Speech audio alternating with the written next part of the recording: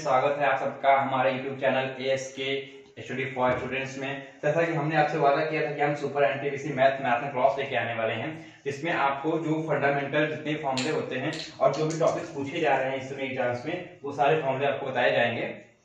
तो अब आप शुरू करते हैं। ज्यादा हम आपसे बात नहीं करेंगे, हमने आप पहले ही इसकी अनाउंसमेंट कर चुके थे।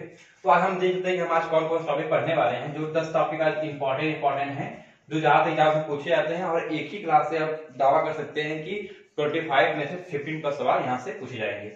तो हम पहले सबसे पहले देखेंगे क्या रेशियो, क्योंकि रेशियो से मैंने देखा है कि क्वेश्चन पूछे जा रहे हैं। उसके बाद सेकेंड टर्म पे आएगा प्रोपोर्शन वाला, इससे क्वेश्चन पूछे जा रहे हैं एग्जाम्स में। देन थर्ड नंबर पे आ जाएगा पार्टनरशिप के क्वेश्चन पूछे जा रहे हैं, पार्टनरशिप के क्वेश्चन आ रहे हैं। नेक्स्ट पार्टनरशिप क्वेश्चन आ रहे हैं। इसके बाद नेक्स्ट आपका आ रहा है एज बेस्ड क्वेश्चन, एज वाला, या फिर एक्सपेंडिचर और आय वाला, कोई इतना कमाता है इतना खर्च करता है, वो आय और व्यय वाला क्वेश्चन आ रहा है। और 5वें नंबर पे आपका टॉपिक आ रहा है जो है वो है परसेंटेज। इससे बहुत ही बेसिक लेवल क्वेश्चन पूछे जा रहे हैं परसेंटेज से। और नेक्स्ट हो जाएगा आपका CISI, इससे बेसिक लेवल के ही क्वेश्चन पूछे जा रहे हैं। फिर आपका मेन आ जाएगा क्या टाइम एंड वर्क, ये बहुत ही इंपॉर्टेंट है। इससे क्वेश्चन आपके लगभग 4 से 5 पूछे जा रहे हैं हर एग्जाम्स में। और एक टॉपिक हम आज देखेंगे स्पीड और डिस्टेंस वाला, स्पीड एंड डिस्टेंस। और नेक्स्ट सबसे मेन इंपॉर्टेंट मेंसुरेशन भी आज हम कवर करेंगे। तो आप देख सकते हैं कि जो जितने भी टॉपिक आज हम देखने वाले हैं वो सारे इंपॉर्टेंट टॉपिक्स हैं, और इससे क्वेश्चन हूबहू उसी टाइप से पूछे जाएंगे जैसा हम आपको बताएंगे। तो ये आज की मैराथन क्लास होने वाली है, जिसमें आप बिल्कुल फंडामेंटल्स तो हम नहीं पढ़ा सकते हैं, क्योंकि ये एक हार्ड टाइप रिवीजन है, जिसमें जो बच्चे पहले से पढ़ रहे हैं, उन्होंने तैयारी की है, उनको एक झटके में कैसे अपना पूरा सिलेबस कवर करें, ये उसको देख के वीडियो बनाई जा रही है, ताकि जो बच्चे एग्जाम देने वाले हैं कुछ ही दिनों में या कुछ महीने बाद, ये उनके लिए बहुत बेनिफिशियल क्लास होगी। उनके लिए भी है जो स्टार्टिंग करने वाले हैं, वो देख सकते हैं कि हमें किस तरह से पढ़ना है, कहाँ तक पढ़ना है, किस लेवल तक पढ़ना है। तो हम शुरू करते हैं आज आपका पहला टॉपिक रेशियो।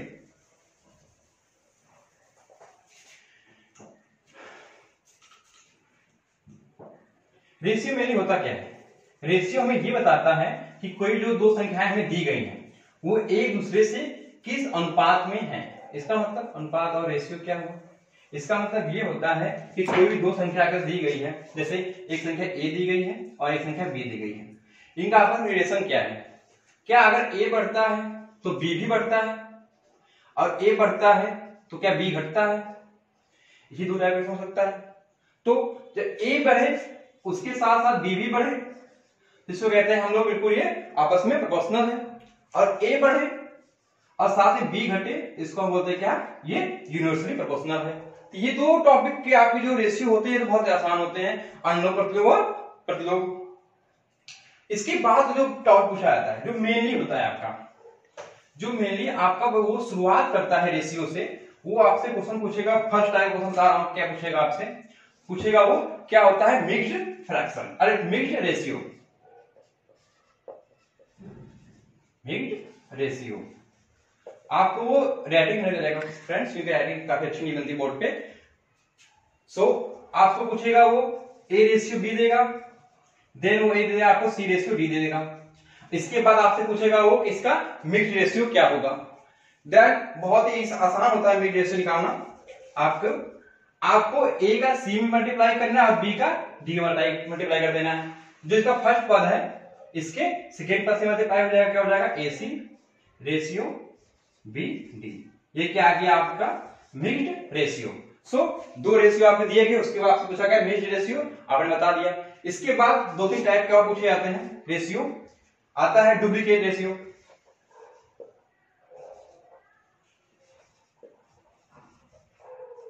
Duplicate ratio. इससे क्या होता है?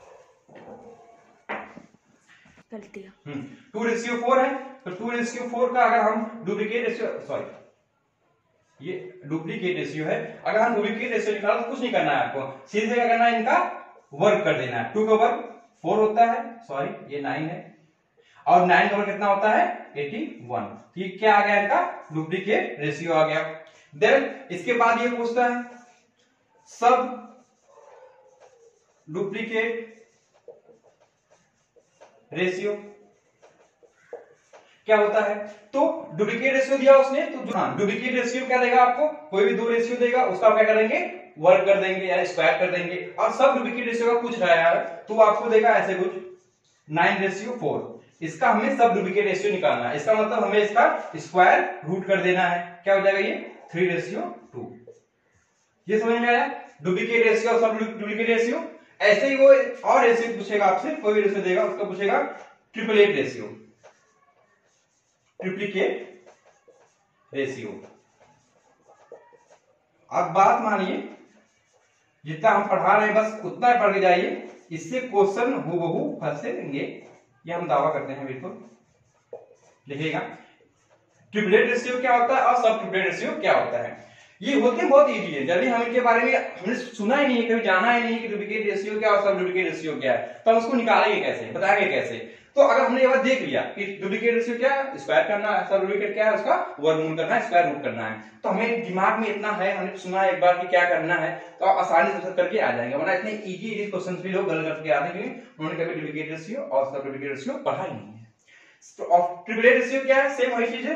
अगर 2:3 दिया गया है आपको, ट्रिपलेट मतलब क्या करना है, क्यूब करना है, 8:27। ये क्या हो गया ट्रिपलेट रेशियो। और सब ट्रिपलेट रेशियो क्या है, आपको कोई भी एक स्क्वायर दिया जाएगा, यही ले लेते हैं 8:27, इसका क्या क्यूब रूट करना पड़ेगा 2:3। तो जनरली आपको रेशियो पूछेगा अगर, और रेशियो के इन 4 टाइप में से आपको कोई ना कोई एक टॉपिक दे देगा बनाने के लिए। आप कोई भी ए रेशियो बी दे देगा, अगर उसको क्या पूछना होगा, डुप्लीकेट रेशियो, सब डुप्लीकेट रेशियो, ट्रिपलेट रेशियो और सब ट्रिपलेट रेशियो। और आपको 2 रेशियो देगा, अगर उसको क्या पूछना पड़ेगा, अगर मिक्स्ड रेशियो पूछना पड़ेगा तो ये 4 टाइप के अगर क्लियर हो गए तो हम आगे बढ़ते हैं फिर रेशियो में ही। हाँ फ्रेंड्स, तो ये वीडियो को पेज से फिर से ऑन किया जा रहा है। हम क्या बता रहे थे, हम सिक्के के बारे में बताने वाले थे आपको। तो सिक्का बता रहे थे, सिक्के में किस टाइप से पूछे जाते हैं आपसे। सिक्का में वो आपको 1 रुपया, 50 पैसे और 25 पैसे के कुछ रेशियो दे देगा, ये कितने सिक्के किस रेशियो में हैं, वो आपको वो A ratio B ratio C, ये आपको क्या बता देगा कि वो 1 रुपया, 50 पैसा और 25 पैसा किस रेशियो में आपको दिए गए, क्या सिक्कों की संख्या। यहां पर ध्यान दीजिएगा, वो क्या बोलेगा कि सिक्कों की संख्या, सिक्कों की जो संख्या है वो किस अनुपात में है, और कह देगा कि टोटल आपके पास इतने रुपए हैं, 220 या जितने भी हों उसके पास आपको एक अमाउंट दे देगा कि आपके पास x रुपया है टोटल। तो पूछ लेगा कि 50 पैसे के सिक्कों की संख्या बताइए क्या है, क्या 50 रुपए के कितने सिक्के हैं, किस टाइप का होता है। तो आप एक बार ध्यान दीजिएगा, जब भी आपको क्या रुपयों और उनकी सिक्कों की संख्या का अनुपात दिया गया हो, तो आप हमेशा उन रुपयों के मूल्यों का अनुपात निकालिएगा कि किस सिक्के के कितने मूल्य का आपके पास अनुपात है। मतलब क्या, अगर 1 रुपए का एक ए सिक्का होगा, आपके पास 1 रुपए वैल्यू होगी 1 रुपए की। अगर 50 पैसे का बी सिक्का है आपके पास, जानते हैं कि 50 पैसे के 2 सिक्के मिलकर 1 रुपए बनाते हैं, तो इसी प्रकार इनका मूल्य जो रुपये में जो रेशियो आ जाएगा वो हो जाएगा ए रेशियो बी बाई क्या 50 पैसा है तो 2 सिक्का मिलकर 1 रुपए बनाएगा, और सी 25 पैसा है तो सी बाई 4 मिलकर 1 रुपया बनाएगा।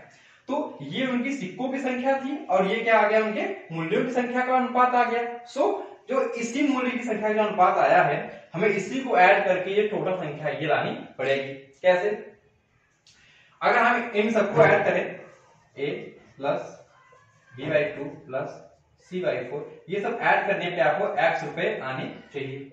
ओके, सो हमें क्या मिलेगा, अगर हम यहाँ पे एक वो ले लें, हम अगर रेशियो हटाएंगे एक हमें क्या लेना पड़ेगा, उनका सबका कॉमन लेना पड़ेगा। ओके, तो यहाँ पे y कॉमन हो जाएगा, क्या आ जाएगा a plus b/2 plus c/4 is equal to x, और यहाँ से y की वैल्यू आ जाएगी क्या, x upon a plus b/2 plus c/4। यहाँ जो हमें वैल्यू प्राप्त होगी उसको उठा के हम क्या करेंगे, इन सब में क्या मल्टीप्लाई कर देंगे, तो हम ये जान जाएंगे कि इनका आपस में मूल्यों में क्या अनुपात है।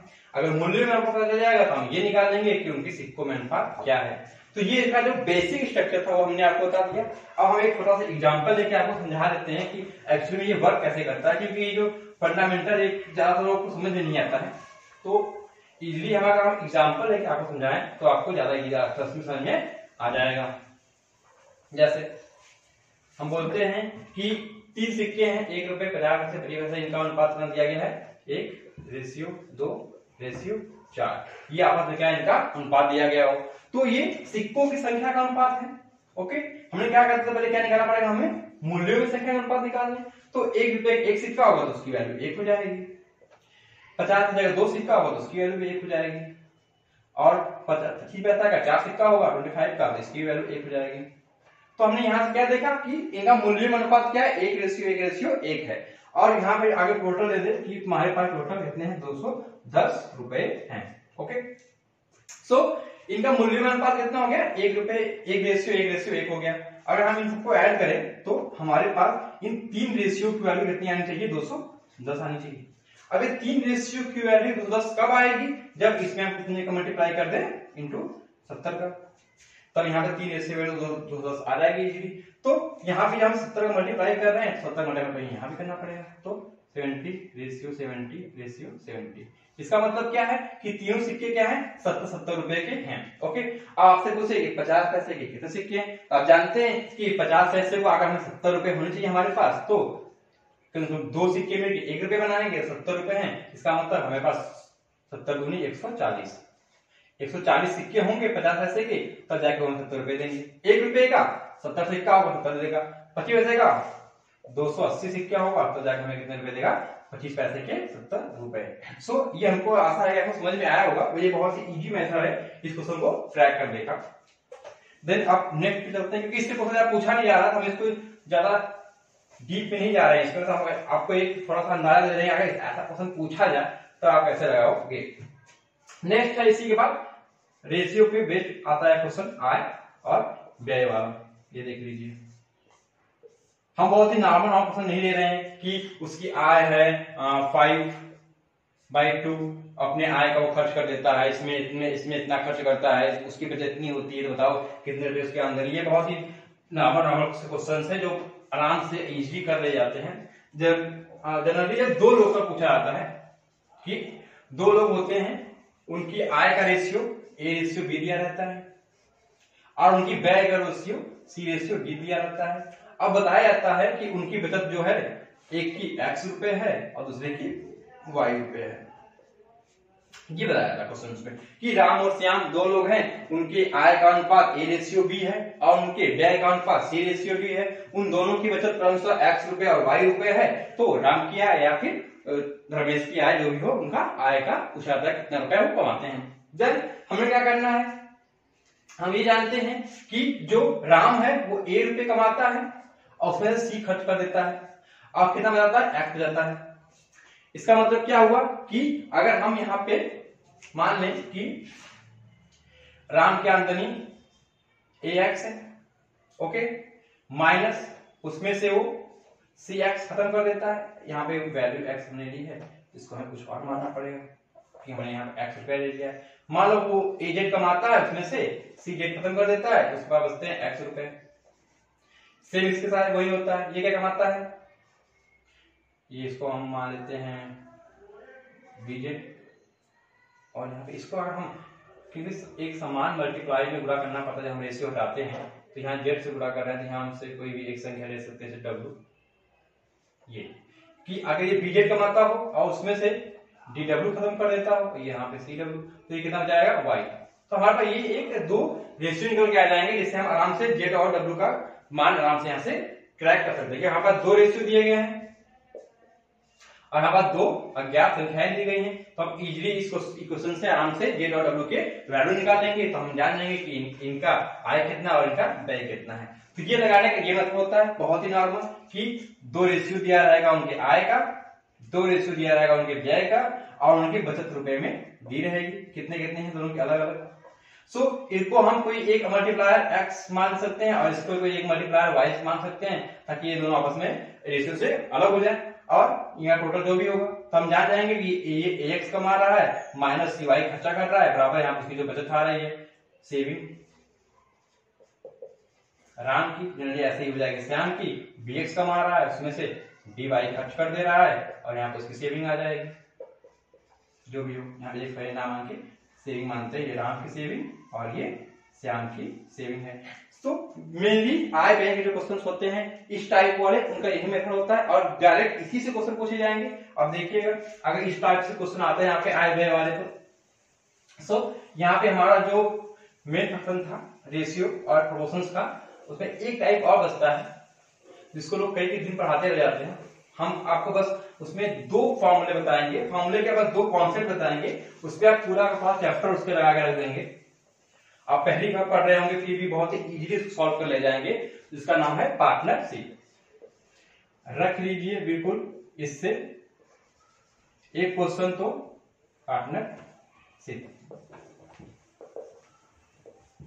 राइटिंग थोड़ी खराब है, हिंदी बोलते हैं साझा वाला चैप्टर,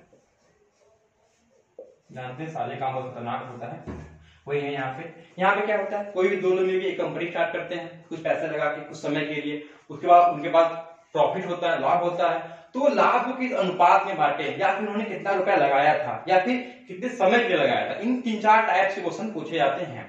तो इनका जो मेनली फर्स्ट जो मेन जो फैक्ट है वो ये है कि कभी भी जो लाभ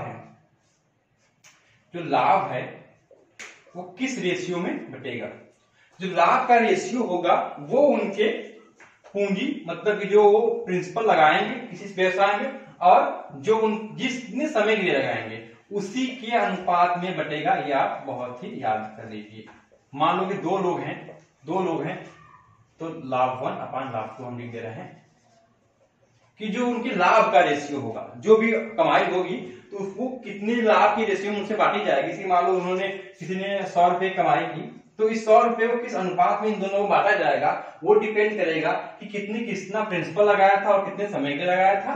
उन्हीं दोनों का रेशियो क्या होगा, उनके लाभ का रेशियो हो जाएगा। बस एक मेथड है, इस पे कितने टाइप के सवाल पूछे जाते हैं आप ही देख लीजिए।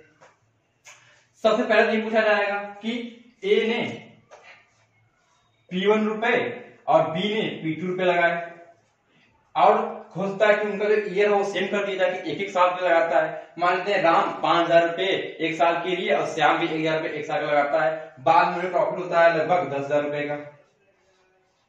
तो पूछेगा कि वो कितने रेशियो में बटेगा जो लाभ होगा। तो हमने पहले कहा था कि जो लाभ होगा वो हमेशा उनके प्रिंसिपल और टाइम के मल्टीप्लाई के रेशियो में बटेगा।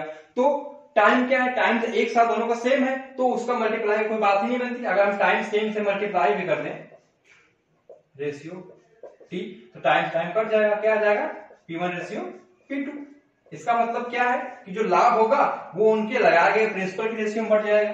जैसे इसने कितना लगाया था, 10,000 लगाया था मान लेते हैं और इसने 5,000 लगाया था तो क्या है 3 कट जाएगा, 3 कट जाएगा 5 2 तो 2:1 में क्या हो जाएगा, लाभ बढ़ जाएगा। अब ये लाभ बांटते कैसे, ये बहुत ही इजी मेथड होता है कि अगर 2:1 है और इसको टोटल बांटना है तो हम पहले ये फिक्स कर लेते हैं कि मान लेते हैं कि 2 रुपए ये प्राप्त कर रहा है, 1 रुपया ये प्राप्त कर रहा है। इसके लिए टोटल 3 रुपए होने चाहिए, तब 2 रुपया इसको दोगे और 1 रुपया इसको दोगे। लेकिन नॉर्मली हमारे पास 3 रुपए ना होंगे, कितने रुपए लाभ है, 10,000 रुपए है। तो 3 में कितने गुणा करेंगे 10,000 हो जाए, इसके लिए हमें 10,000 डिवाइड बाई 3 कर लेंगे। जो संख्या आएगी हम जान जाएंगे कि उसका मल्टीप्लाई करने में 3 में 10,000 में मिल जाएगा। अगर हमें 3 में उसका मल्टीप्लाई करना पड़ रहा है प्राप्त करने के लिए तो इसका मतलब है कि ये संख्या है इसमें उसका डिवाइड भी नहीं हो रहा होगा। इसका मतलब कि 2:1 में वो लाभ कमा तो रहे हैं लेकिन इसकी वैल्यू 3 रुपए ना होके जितनी मल्टीप्लाई हम यहाँ कर रहे हैं उतने रुपए है। जैसे कि 2 × 10,000 डिवाइड बाई 3 ये इसका लाभ हो गया और इसका लाभ हो गया 10,000 डिवाइड बाई 3 × 1। तो ये इन दोनों का अलग अलग लाभ हो गया। जब क्या जब टाइम सेम हो तो उनका जो प्रिंसिपल का अनुपात रहेगा वही उनके लाभ के अनुपात को तोड़ देगा। मान लो कि उनको 3 रुपए का फायदा हो रहा होता तो वो 2 रेशियो के आपस में बांट देते, 2 रुपए ये रहता 1 रुपया ये रहता। मेनली ये एक टाइप का सवाल हो गया। अब सेकंड टाइप क्या कहता है, वो आपसे वो ये कह देगा देखो पार्टनरशिप में 4 टाइप से सवाल आते हैं। एक टाइप का आपका हो गया क्या, जब जो समय हो वो क्या है इक्वल हो, टाइम कि राम भी 1 साल के लिए इन्वेस्ट करता है श्याम भी 1 साल के लिए इन्वेस्ट करता है। अब टाइप 2 क्या होगा, प्रिंसिपल सेम होगा लेकिन टाइम क्या है अलग अलग हो जाएगा। कैसे, वो कह देगा कि राम ने 5,000 रुपए और श्याम ने 5,000 रुपए, राम ने 5,000 रुपए और श्याम ने 5,000 रुपए, एक ने 1 साल के लिए इन्वेस्ट किया, एक ने 2 साल के लिए इन्वेस्ट किया। और लाभ हुआ उसको कुछ पैसे जितने भी हुआ ये पूछेगा ये जो लाभ हुआ है ये किस अनुपात में बटेगा, या फिर राम को कितना मिलेगा या श्याम को कितना मिलेगा, इस टाइप से क्वेश्चन वो पूछ सकता है। तो जल्दी हम क्या जानते हैं, जो प्रॉफिट जो अनुपात बढ़ता है वो हमेशा प्रॉफिट और प्रिंसिपल और टाइम के मल्टीप्लाई के रेशियो में बढ़ता है। लेकिन क्या है यहाँ पे प्रिंसिपल तो सेम है, इसका मतलब क्या इधर क्या है कि जो प्रॉफिट बचेगा वो हमेशा उनके टाइम के रेशियो में बटेगा। सो 1 साल और 2 साल लगा रहे हैं तो 1:2 में बढ़ जाएगा, और जितना आया है उनके पास प्रॉफिट उसको 3 से डिवाइड कर देंगे, जितना आएगा उसका मल्टीप्लाई करके हम जानेंगे इसको कितना लाभ है और इसको कितना लाभ मिल रहा है। तो ये हमारा सेकंड टाइम कंफर्म हो गया। अब हम इसी पे सवाल लगाने लगे, 10 सवाल 15 सवाल तो हो जाएगा भैया, टाइम एक दिन पर चला जाएगा, ऐसा हम बताने लगे अगर तो। और ये मेनली थर्ड टाइप क्या होता है, थर्ड टाइप में होता है कि प्रिंसिपल भी अलग होता है और टाइम भी अलग होता है। P1 टाइम के लिए लगाते हैं और P2 टाइम के लिए लगाते हैं। मतलब राम अपना पैसा P1 1 साल के लिए लगाएगा, श्याम अपना पैसा 2000 या 10,000 जितना भी हो 2 साल 3 साल 5 साल इतने टाइम के लिए लगाएगा। सो जो उनको लाभ प्राप्त होगा वो राम को कितना मिलेगा, श्याम को कितना मिलेगा, राम और श्याम का लाभ में जो है वो परसेंटेज कैसे डिवाइड होगा, मतलब अनुपात किस अनुपात में बटेगा, उसके लिए तो नॉर्मल फॉर्मूला दिया गया है क्या कि जिस रेशियो में वो पैसा और टाइम का अनुपात होगा उसी रेशियो में वो करेंगे डिवाइड कर देंगे। मेनली 3 टाइप के सवाल आपके पूछे जाते हैं, बस एक मेन फैक्ट है कि जो उनका लाभ होगा वो प्रिंसिपल और टाइम के मल्टीप्लाई में क्या होगा बढ़ जाएगा। ये 3 टाइप हो गए। और 4 टाइप आता है, ये थोड़ा सा मुश्किल होता है, जनरली क्वेश्चन पूछे नहीं जाते, पर आप ऐसे भी क्वेश्चन पूछे जाने लगे हैं पेपर्स में। तो इस तरह के पार्टनरशिप में क्या होता है, देखिए कि वो कहता है कि कोई बंदा ए है, ऐसा समझिए ए है और बी है, क्या हुआ ए ने स्टार्टिंग में P1 पैसा लगाया, बी ने भी P2 पैसा लगाया, अलग अलग पैसा लगाया इन्होंने। ओके, 1 साल बाद या 6 महीने बाद क्या हुआ, 1 साल बाद जो ए ने क्या किया कुछ पैसे और ऐड कर दिए, P3 पैसे उसने 1 साल बाद ऐड कर दिए। बी ने क्या किया 1 साल बाद, जितने साल बाद या 2 साल बाद मान सकते हो कि 2 साल बाद अपने जो पैसे उसने इन्वेस्ट किए थे उसमें से P4 पैसे क्या किए विड्रॉल कर लिए, निकाल लिए। ओके, अब पूछेगा कि 3 साल बाद उनको कुछ लाभ होता है। अब ये लाभ जो हुआ है वो किस रेशियो में बटेगा इन दोनों में, क्योंकि एक ने पैसा जमा किया है, एक ने निकाल लिया, विड्रॉल कर लिया, उसने फिर जमा कर दिया, उसने फिर निकाल लिया हो, तो ये प्रोसेस लंबा जाता रहता है। इसमें मेन कॉन्सेप्ट क्या रहता है वो देखिए। हमेशा हम जानते हैं कि जो लाभ बटेगा वो प्रॉफिट और टाइम के रेशियो में बटेगा, मल्टीप्लाई में। सो यहाँ पे तो कई बार पैसा डाला जा रहा है, कई बार निकाला जा रहा है, तो उससे हमें कुछ लेना देना नहीं है। हम बस ये देखेंगे कि तीसरे साल तक कितना पैसा कितने समय तक तुम्हारे अकाउंट में रहा है। जैसे ए की बात करें तो ए ने स्टार्टिंग में जो P1 पैसा है वो कितने साल तक रखा, 1 साल तक रखा।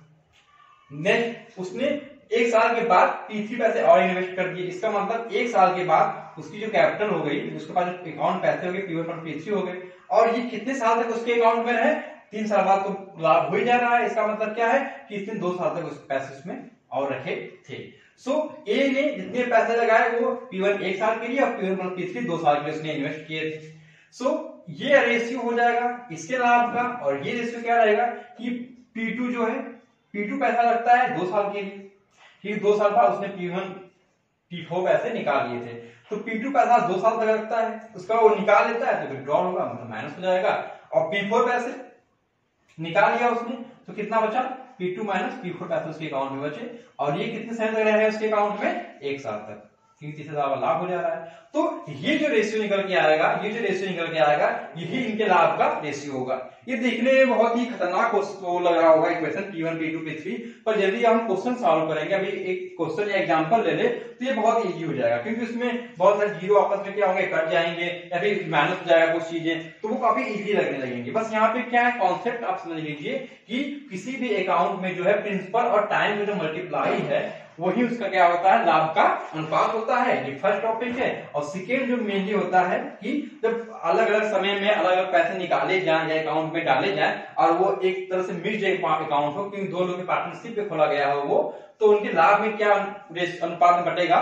तो उसके लिए क्या है कि जो ए ने पैसे डाले थे स्टार्टिंग में तो उनके अकाउंट में कोई भी पैसा कितने समय तक रह रहा है वही उनका क्या हो जाएगा, मेन अकाउंट बैलेंस बनेगी, उनकी शीट जो बनेगी। तो P1 ने 1 साल तक रखा था पैसा अपना, 1 साल बाद P3 और ऐड कर दिया, मतलब कि और अगले 2 साल तक उसके अकाउंट में P1 प्लस P3 पैसा है, इनको ऐड कर दो। और P2 ने 2 साल तक रखा था अपने अकाउंट में P2 पैसा, और 2 साल बाद उसने P4 पैसा निकाल लिया था, तो उसके अकाउंट में बचा अगले 1 साल के लिए P2 माइनस P4 पैसा उसके अकाउंट में बचा। सॉरी, यहाँ पे माइनस ना होगी, प्लस होगा, यहाँ पे मिस्टेक थी, यहाँ पे P2 माइनस P4 पैसा बचेगा उसके अकाउंट में 1 साल तक के लिए, और तो ये क्या होगा इसमें, और ये ऐड हो जाएगा, तो ये क्या होगा, उनके लाभ का रेशियो हो जाएगा। यहाँ माफ कीजिएगा, हमने माइनस लगा दिया था गलती से, हमें P2 माइनस P4 करना था। तो ये रहा आपका पार्टनरशिप खत्म। इससे ज्यादा पार्टनरशिप में आपसे कोई भी क्वेश्चन नहीं पूछा जाएगा। आप उठा के ऐसे CGL बैंकिंग किसी का भी सवाल ले लीजिए, पार्टनरशिप का क्वेश्चन आया है, इन्हीं 4 टाइप से आया है। बस आपको हो सकता है कि थोड़ा कैलकुलेटिव वो दे दे, थोड़ा अंक ऐसा दे दे कि आपको जोड़ने घटाने में टाइम लगे, बल्कि जो मेन फैक्ट था पार्टनरशिप का वो हमने आपको बहुत ही इजी बता दिया है। तो यहां तक जो आपके थे मेरी रेशियो और प्रोपोर्शंस के बेस्ड जो एप्लीकेशंस थे वो आपके लगभग खत्म हो रहे हैं। कुछ एज वाले क्वेश्चन पूछे जाते हैं, एज वाले, तो उसका कोई मेन रूल होता नहीं है। अब क्या आता है, अब हम अपने अगले टॉपिक पे आते हैं, रेशियो प्रोपोर्शंस। इसके बाद हम परसेंटेज बताने वाले थे। नेक्स्ट टॉपिक चलने जा रहा है क्या, परसेंटेज। अंत रुके रहिएगा, आप इस एक क्लास से इतना कुछ लेकर जाएंगे तो आपको लगेगा हाँ आपने जो टाइम दिया 1 घंटे या 1.5 घंटे वो आपका क्या हुआ, पूरा पैसा वसूल हो गया। बिल्कुल। मेनली परसेंटेज को पढ़ाने का बस 2 ही 3 मेथड है मेरा पढ़ाने का। जनरली आप परसेंटेज के बारे में जानते होंगे, परसेंटेज मतलब प्रति 100 पे क्या होता है, वो तो मैं आपको नहीं बताने वाला, वो सब डिटेल क्लास चलेगी तब बताया जाएगा। मेनली इस पे कैसे क्वेश्चन पूछे जा रहे हैं हाल ही फिलहाल एग्जाम्स पे, वो देख लीजिए।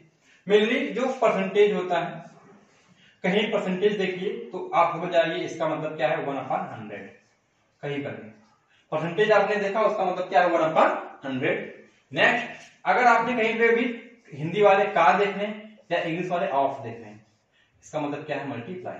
बस ये 2 चीज अपने दिमाग में बैठा लीजिए कि कहीं भी आप परसेंटेज देखें उसका मतलब 1/100, कहीं भी अगर का या ऑफ देख लें उसका मतलब क्या है कि वहां पे मल्टीप्लाई किया जाएगा। इसकी जगह पे हम इसकी जगह पे ये पुट कर सकते हैं और इसकी जगह पे हम ये पुट कर सकते हैं। मेरी परसेंटेज का जो यूज होता है वो उसके एप्लीकेशन के रूप में होता है, CISI हो गया, और बाकी जो इसके बेस्ड क्वेश्चन बनते हैं परसेंटेज वाले उस पे हो गया, आय व्यय वाले में परसेंटेज पे क्वेश्चन बनते हैं। तो इसमें एक चीज और होती है, अगर आप परसेंटेज को फ्रैक्शन में कन्वर्ट करना आता है, फ्रैक्शन में, तो फ्रैक्शन मतलब भिन्न में, सॉरी हिंदी लिखा, अगर आप परसेंटेज को भिन्न में कन्वर्ट कर ले रहे हैं तो बहुत सारी प्रॉब्लम्स आपकी जो वाली वो चुटकियों में सॉल्व हो जाएंगे। वो कैसे, अभी आपको आगे पता चलेगा। जैसे अगर हमें 25% को कन्वर्ट करना हो किसमें, फ्रैक्शन में, हम जानते हैं, हमने क्या बताया आपको, परसेंटेज मतलब 1/100, 25 इंटू 1/100, 25 4 जा, ये क्या आ गया आपको 1/4। बहुत कंफ्यूज होते हैं, कब 100 गुणा करना है, कब 100 का भाग देना है, कैसे परसेंटेज को चेंज करना है, भिन्न में कैसे भिन्न को परसेंटेज चेंज करना है। तो उसका बस एक ही तोड़ है कि परसेंटेज इक्वल होता है 1/100, और आपको इसे निकालना हो 10% की वैल्यू फ्रैक्शन में, तो जानते हैं 10 और परसेंटेज मतलब कि 1/100 हो गया है 1/10। 20 हो गया 20% मतलब 20/100, तबकि 5/5। ऐसे आप बहुत सारा निकाल लीजिएगा, आप प्रैक्टिस कर लीजिएगा निकालने का आपका। अब आपको जल्दी जल्दी इसके प्रयोग बताने हैं कि परसेंटेज मेनली उपयोग होते क्या क्या हैं।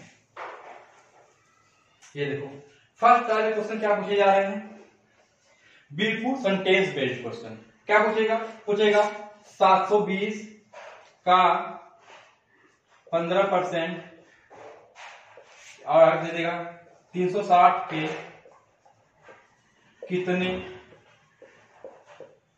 परसेंटेज के बराबर होगा। इस टाइप की आपको एक सेंटेंस देगा वो, और सेंटेंस को आपको एक मैथमेटिकल फॉर्म में बना के उसको सॉल्व करना पड़ेगा। तो हमने क्या कहा था, का या मतलब पूरा आप 100 का आ गया, यहाँ मतलब पूरा हो गया, क्या हो गया 120 इंटू 15% 15 परसेंटेज मतलब क्या 1/100 बराबर है किसके बराबर है 360 इंटू की कितने परसेंट मान लेते हैं x% x इंटू परसेंट तो 1/100 1/100 कट गया 20 से 20 कट गया 36 2 जा 15 2 जा 30 कितना आ गया x की वैल्यू 30 इसका मतलब कितने परसेंट के बराबर है उसके 30% के क्या है वो इक्वल है। सो आपको किसी परसेंटेज को मैथमेटिकल फॉर्म में अगर कन्वर्ट करना आता है तो आप बहुत ही इजीली उसको क्या करेंगे सॉल्व कर लेंगे और इस पे बेस्ड एक दो क्वेश्चन तो निश्चित ही आ रहे हैं। हमने जितने पेपर का एनालिसिस किया उसके अनुसार हर शिफ्ट में एनटीपीसी के एक या दो क्वेश्चन या किसी पेपर में एक दो क्वेश्चन पूछे ही जा रहे हैं या फिर सेंटेंस को थोड़ा घुमा रहा है आप सेंटेंस घुमा सकते हैं कह रहा है कि ऐसे 520 के 25% उसके 35% से कितना कम होगा ये पूछ दिया कितना कम होगा। सो मैंने क्या कह रहा है कि आप 520 का 25% निकालिए उसका 35% निकालिए बताइए कितना कम है। अरे हम जानते हैं कि किसी चीज का 25% निकालेंगे और 35% निकालेंगे इसका मतलब कि वो 10% ही तो आएगा बीच में तो हम सीधे 520 का 10% ही ना निकालें ये कट गया यहाँ से कितना आ गया 52। सो इसी टाइप के आ जाएगा कि दो संख्याएं देगा अलग अलग कि इसका 20% इसके 30% से 21 कम है या किसी संख्या का 20% इतनी संख्या के 20% से इतना ज्यादा है कम है तो एक सेंटेंस बाय क्वेश्चन आ रहा है परसेंटेज बेस पे आप उसको सेंटेंस को कैसे कन्वर्ट करेंगे उसमें अपने एक इस पे क्वेश्चन आ जा रहा है। हाँ रेशियो वाले में एक टॉपिक जो था एजुकेशन एंड मिक्सचर वाला वो स्किप हो गया था तो पहले थोड़ा उस पर देख लेते हैं फिर परसेंटेज के एप्लीकेशन देखेंगे सीआई एसआई फिर मेंसुरेशन और टाइम बचा तो टाइम एंड वर्क सबसे इंपॉर्टेंट तो इसको देख लेते हैं।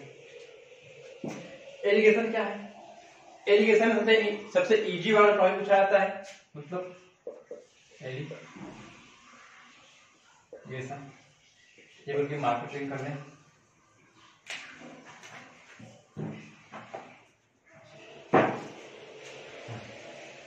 क्या है इसमें हमेशा जब हाँ रेशियो में क्या हम आपको बताना भूल गए कि रेशियो हमेशा समान यूनिट के लिए ही निकाला जा सकता है।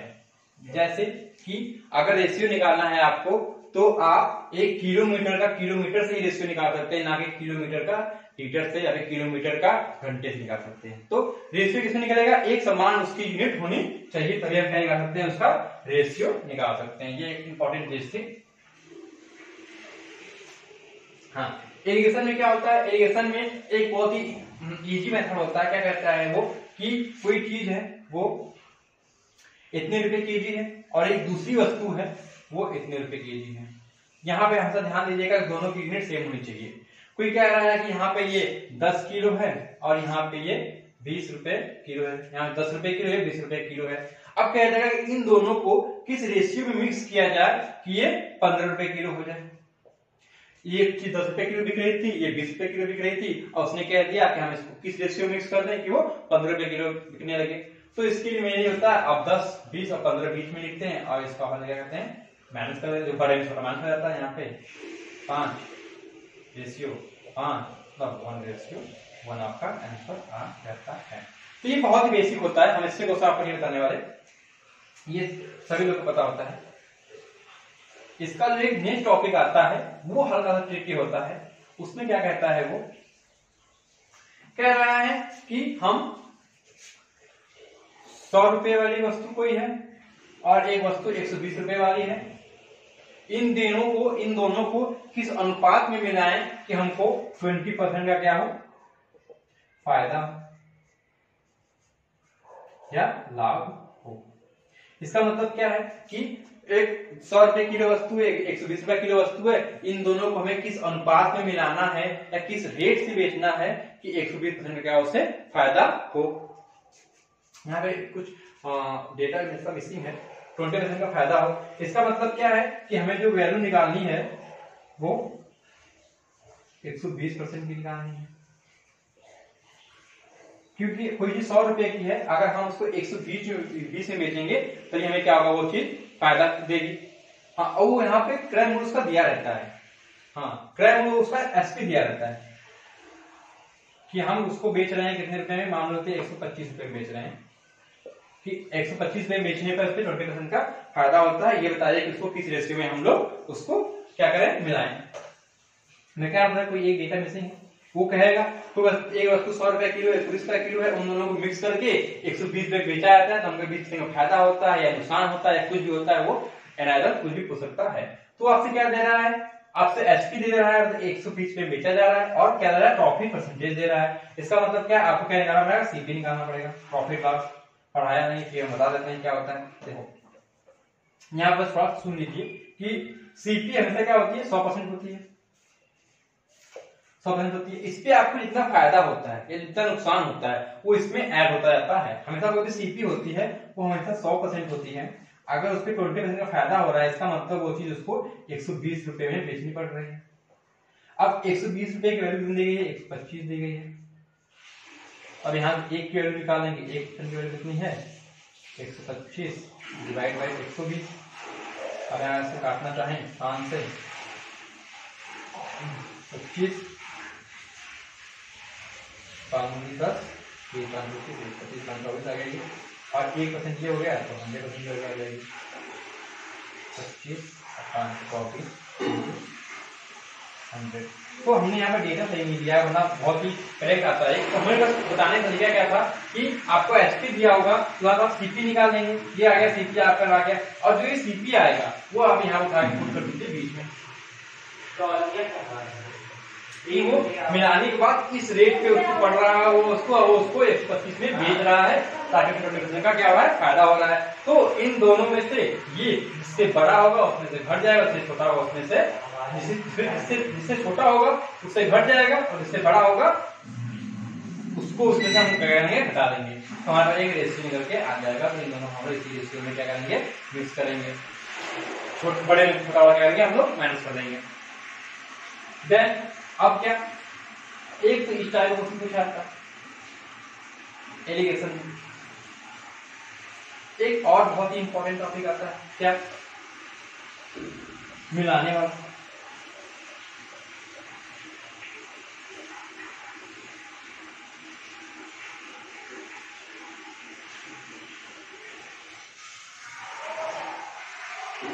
अब मिलाने वाले क्वेश्चन आता है, देख लीजिए। कहता है कि किसी बर्तन में 80 लीटर। अब इस पे बहुत टाइप के सवाल आते हैं। अगर हम बताने लगे अगर कि 80 लीटर के मिश्रण है, उसमें क्या है, वाटर एंड मिल्क का मिश्रण क्या है, 2:3 है। इसमें कुछ पानी और डाल दिया जाता है, इसका मिश्रण क्या होता है, 3:2 हो जाता है। तो ये बताओ कि कितना पानी डाला गया, कितना ये डाला गया, कितना वो डाला गया। इस तरह की डिटेल वीडियो क्या है बाद में आपको दी जाएगी, क्योंकि इस तरह से आप पूछ ही नहीं जा रहे हैं तो हम इसको बता के आपको टाइम वेस्ट नहीं करेंगे। तो एक एग्जांपल दे देते हैं, क्या है कि जब आपको कोई भी दो रेशियो दिया गया, कोई एक वस्तु दी गई हो, कोई दूसरी वस्तु दी गई हो, उनका रेशियो दिया गया हो, और उसमें कोई चीज एक वस्तु में ऐड की जाए या दूसरे में ऐड की जाए या दोनों में ऐड की जाए या एक से निकाली जाए, दूसरे से निकाली जाए, दोनों से निकाली जाए, क्या करेंगे, उसके लिए एक प्रोसीजर आपको देखनी चाहिए। फर्स्ट क्या है, जब पहली वाली वस्तु में कोई चीज ऐड की जाती है, मतलब दो वस्तुएं थी, ओके, 2:3 में और 3:2 में हो गई, वो क्या इसमें ऐड किया गया। क्या हमने मिलर को कोई चेंज किया, क्या सेकेंड वाली वस्तु में हमने कोई अंतर किया, उसको ऐड किया, निकाला नहीं। तो जो मिश्रण में दूसरी वाली चीज है तो हमारा सेम होनी चाहिए। तो यहाँ पे 3 है, यहाँ पे 2 है, इसका मतलब हमें इन दोनों को सेम करना पड़ेगा।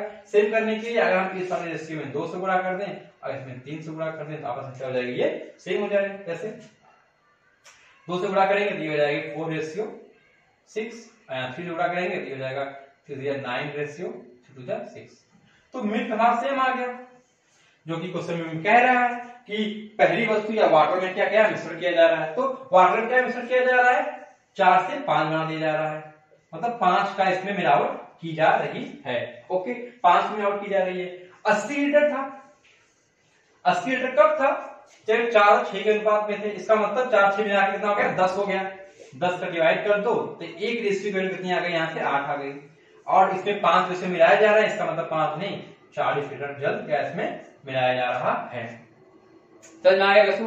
फर्स्ट क्वेश्चन निकालेंगे कि वाटर या मिल्क जो भी आपको एक वस्तु या सेकंड वस्तु दी होगी उनका एक अनुपात दिया होगा। फिर कहा जाएगा कि पहली वस्तु में कोई चीज ऐड की जाती है, मिला दी जाती है, तो उनका रेशियो 3:2 हो जाता है। तो बताइए कि उसमें कितनी लीटर है, कितनी किलोग्राम है, जो भी है वो मिलाया गया था।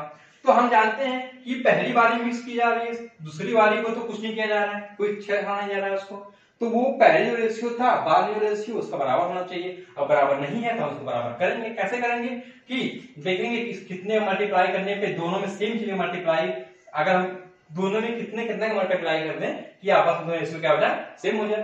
तो ज्यादा तो होता है कि इस वाले का इसमें और इस वाले का इसमें करने पे आपस में सेम हो जाती है।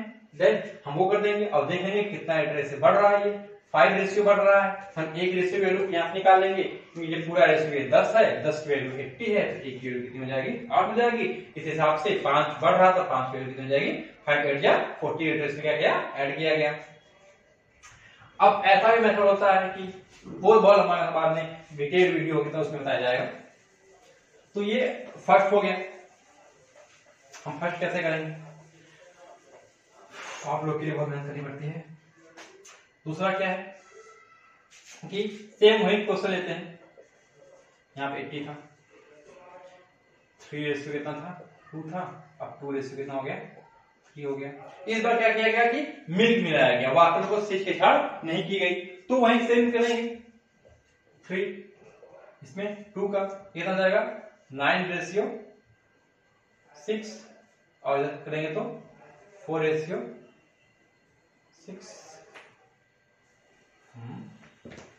अच्छा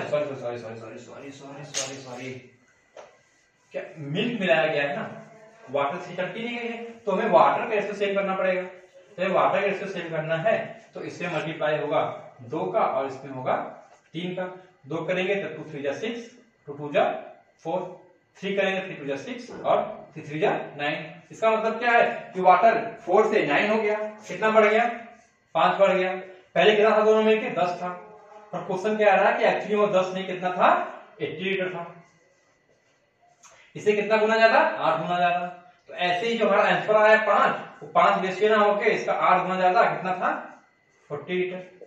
सो ये रहा हमारा सेकेंड टाइप, इधर वाटर ऐड किया जाए, उधर मिल्क ऐड किया जाए। हम एक एग्जांपल आपको बताते जा रहे हैं ताकि आपका कॉन्सेप्ट जो है वो बनता जाए।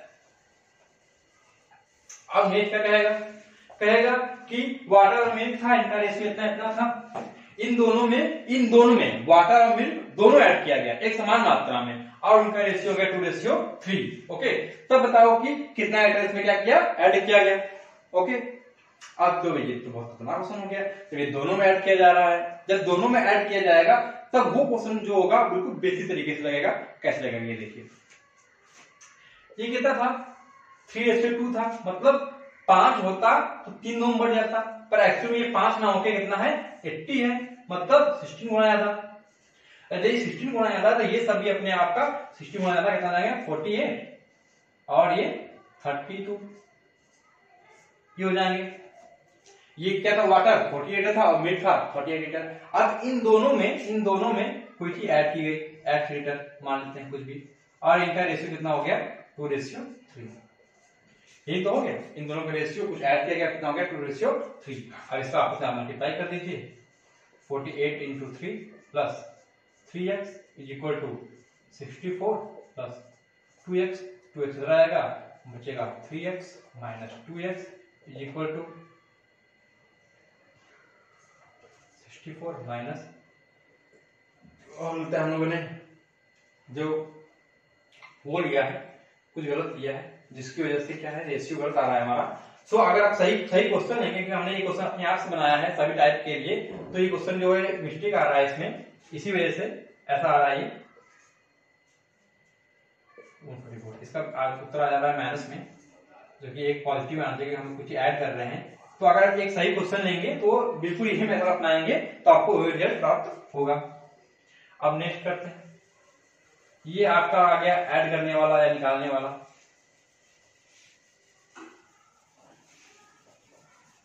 सिर्फ ऐसा ही वो भी होगा निकालने वाला भी, कि निकालने वाला क्या होगा कि वो कोई भी 2:3 होगा वो अपने आप में 3:2 बन जाएगा, या कोई भी रेशियो बन जाएगा। तो जिससे निकाला जा रहा होगा मतलब उससे छेड़छाड़ की जा रही है, जिससे छेड़छाड़ नहीं की जाएगी हम उसके रेशियो क्या करेंगे, बराबर कर देंगे, और बराबर करने के क्रम में कुछ मल्टीप्लाई करेंगे। उससे हम ये देखेंगे कि कितना निकाला हो जा रहा है, मतलब कितना कम हो जा रहा है, -4 या -3 जो भी कम हो जा रहा होगा। ओके, वो पॉइंट हमारे पास आ जाएगा कि इतना रेशियो क्या हो रहा है, कम हो रहा है। तो इन दोनों रेशियो से जो आपको जो लीटर मिश्रण दिया होगा या जो भी दिया होगा अमाउंट, उसके हम क्या करेंगे, वैल्यू ज्ञात कर लेंगे कि ये मिश्रण की जो एक रेशियो वो कितने के बराबर है। एक रेशियो के वैल्यू जान जाएंगे तो हमें यहाँ से कितना निकाला जा रहा है उससे मल्टीप्लाई करके जो निकालने वाली वैल्यू है वो हमें एग्जैक्टली मिल जाएगी। सो अब हम यहाँ का क्वेश्चन डिस्कस करें तो बड़ा समझ में आ जाएगा आप लोगों को। हमें आज जल्दी जल्दी बहुत सारे टॉपिक कवर करने हैं, तो आज हम लोग बस क्या एक बेसिक फंडामेंटल लेते जा रहे हैं। अब नेक्स्ट क्या है, अब नेक्स्ट पढ़ा है एलिगेशन। हाँ, एलिगेशन में एक टॉपिक और आता है कि जब हम किसी एक बर्तन से लगातार मिश्रण को निकालते या उसमें क्या करते हैं, पानी ऐड करते जाएं, तो इसका बहुत ही सिंपल मेथड होता है। क्या होता है कि जो वो पूछता जाता है कि अंतिम में कितना लीटर बचता है उसमें मिश्रण। तो फाइनल क्या होगा, जो उसका इनिशियल वैल्यू दी गई है, तुम्हें इनिशियल दिया गया है ओके, इनटू अगर हम उसमें पहले पानी ऐड कर रहे हैं, पानी उसमें से निकाल रहे हैं, अगर हम निकाल रहे हैं तो 100 माइनस पहली बार जितना पानी हम निकाल रहे हो P1 P2 P3 जो भी निकाल रहे हो अपान 100। क्यों कि हम उसमें बाद मतलब पानी भी डाल देते हैं। जैसे क्वेश्चन पूछता है कि एक कंटेनर में 80 लीटर दूध था या 50 लीटर था, 100 लीटर था, उसमें से 4 लीटर दूध निकाला गया, उतना ही पानी डाल दिया गया, फिर वो 100 हो गया। फिर उस कंटेनर से फिर 8 लीटर दूध निकाला गया और फिर 8 लीटर पानी डाल दिया गया, फिर क्या गया, फिर 12 लीटर निकाला गया, फिर 12 लीटर डाल दिया गया, या फिर हर बार सेम मिश्रण निकाला गया। तो जिस टाइप से क्वेश्चन का लैंग्वेज हो उस टाइप से आप इसको बना दीजिएगा। हम आपको यहाँ अलग अलग दे रहे हैं, अगर सेम होगा हर में P में हो जाएगा, एक बार होगा तो ये हो जाएगा, फिर दूसरी बार उसमें फिर से वो P1 ऐड कर दिया गया था पानी, तो फिर जो मिश्रण हो जाएगा 100 का, और फिर दूसरी बार निकलेगा पानी और फिर उसमें पानी ऐड कर दिया जाएगा मिश्रण निकाल के, और ऐसे ही मान चलता जाएगा। आप जितनी बार इसमें मिश्रण को निकालेंगे, मिश्रण को डालेंगे, उतनी बार आगे आगे क्या बढ़ता चला जाएगा। अगर आप बार बार सेम चीज निकाल रहे हैं, जैसे कि पहली बार में निकाला 4 लीटर, फिर सेकेंड टाइम फिर 4 लीटर, थर्ड टाइम फिर 4 लीटर, तो हर बार अगर आप एक समान चीज निकालेंगे तो यहाँ पर हर बार पी ही आएगा, 4 ही आएगा, 5 ही आएगा। अगर अलग अलग निकाल रहे हैं 4 लीटर 5 लीटर 8 लीटर, तो ऐसे अलग अलग वो होता जाएगा। तो ये एक नॉर्मल सा इक्वेशन है, इसको आराम से सॉल्व करेंगे तो आपको आंसर मिल जाएगा। तो नॉर्मली जो एलिगेशन से क्वेश्चन यहीं से पूछे जाते हैं, इसकी डिटेल वीडियो आपको हम बाद में प्रोवाइड करेंगे। ये क्रैश कोर्स में वही क्वेश्चन बताए जा रहे हैं जो बिल्कुल एग्जैक्ट आपके क्वेश्चन आएंगे। ये हो गया आपका एलिगेशन। एक दो क्वेश्चन हम देख लेते हैं एवरेज से, क्योंकि ये सारे जो है रेशियो प्रोपोर्शन से ही क्वेश्चन है, औसत वाले क्वेश्चन। तो मेनली औसत क्या होता है, औसत एवरेज क्या होता है, एवरेज होता है कोई भी यूनिट दी गई हो, लड़कों का भार दिया गया हो, संख्या दी गई, कुछ भी दिया गया हो, तो यूनिट दी गई है, तो सम ऑफ यूनिट अपान में नंबर ऑफ यूनिट,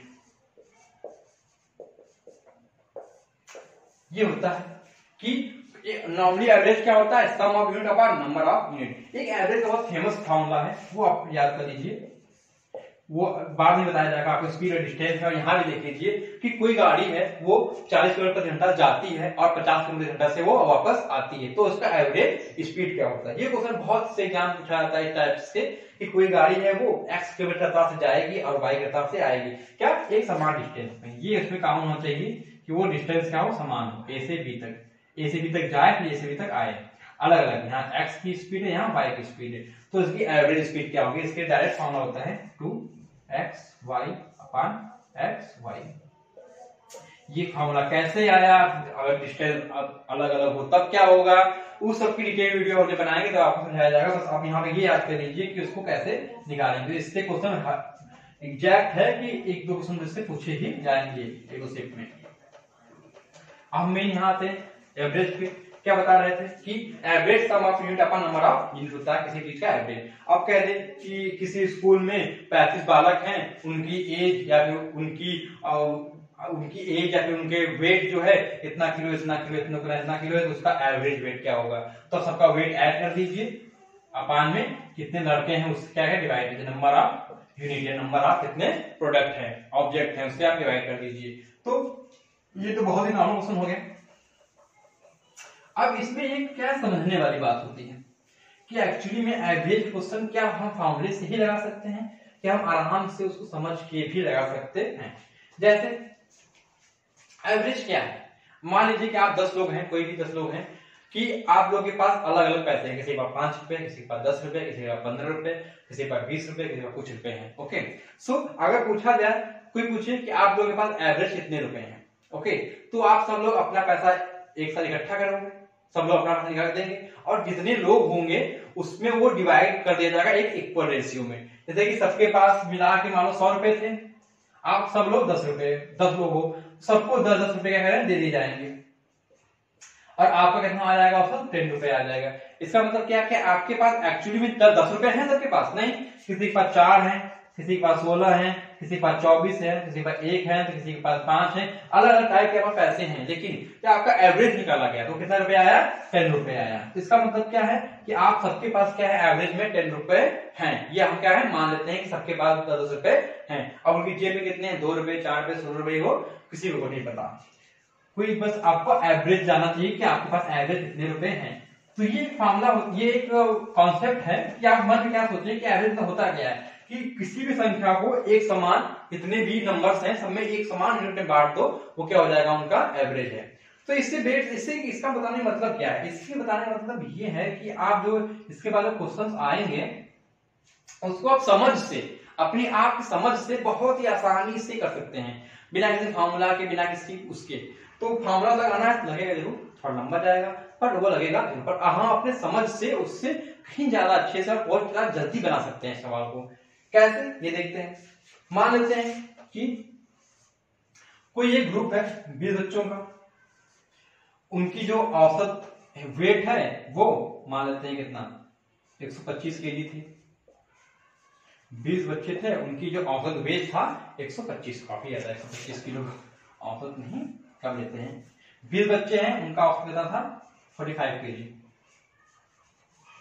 एक टीचर या एक कोच कोई भी है उस पे ऐड हो जाता है और इनकी औसत बढ़ जाती है कितने से, इनकी औसत इंक्रीज कर जाती है 2 केजी, इनकी औसत क्या है, ये पूछेगा आपसे कि कोई भी 20 यूनिट हो, 20 बालक हो, कुछ भी हो, उनका वेट हो 25 केजी या उनका पैसे हो 25 या कुछ भी हो, और किसी को आने से उनमें क्या हो 2 की बढ़ोतरी हो जाए। ओके, नेक्स्ट क्या हुआ, इसमें हुआ क्या, 20 बच्चे थे, किसी के 50 था, किसी का 60 था, किसी का 30 था, किसी का 25 था, किसी का 20 था, पर एक एवरेज देखा गया कि सबको 45 केजी का मान लिया गया कि सब बच्चे कितने 20 बच्चे 45 केजी के हैं।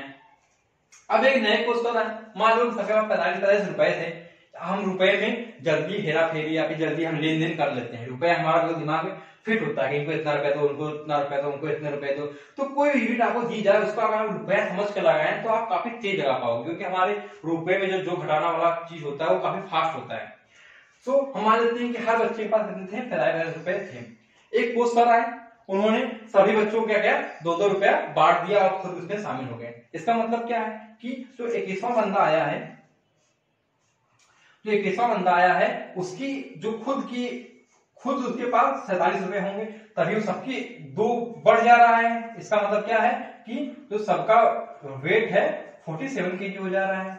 इसका मतलब क्या है कि सबके पास 47 रुपए हो जा रहे हैं। अब ये बताओ कि सबको वो 2-2 रुपए बांट दे रहा है 20 बच्चों को, इसका मतलब ये तो ज्यादा समझ आराम आ जाएगा कि उसका पैसा ज्यादा है, उसने खुद के पास भी, क्योंकि ये औसत है उसका वेट भी उसके पास भी 47 रुपए ही बचने चाहिए, तो उसने अपने पास 47 रुपए बचे और बाकी जितने बच्चे पैसे थे सभी बच्चों में बांट दिया और सबको 47 रुपए हो गए। इसका मतलब क्या, 45 रुपए था, सब बच्चों को उसको 2 रुपए और दे दिए। इसका मतलब कि उसने 2 रुपए कितने बच्चों को दिए होंगे 20 बच्चों को दिए होंगे। इसका मतलब उसके पास 40 रुपए और एक्स्ट्रा रहे होंगे और उसके पास पूरा मिला के 87 रुपए रहे होंगे।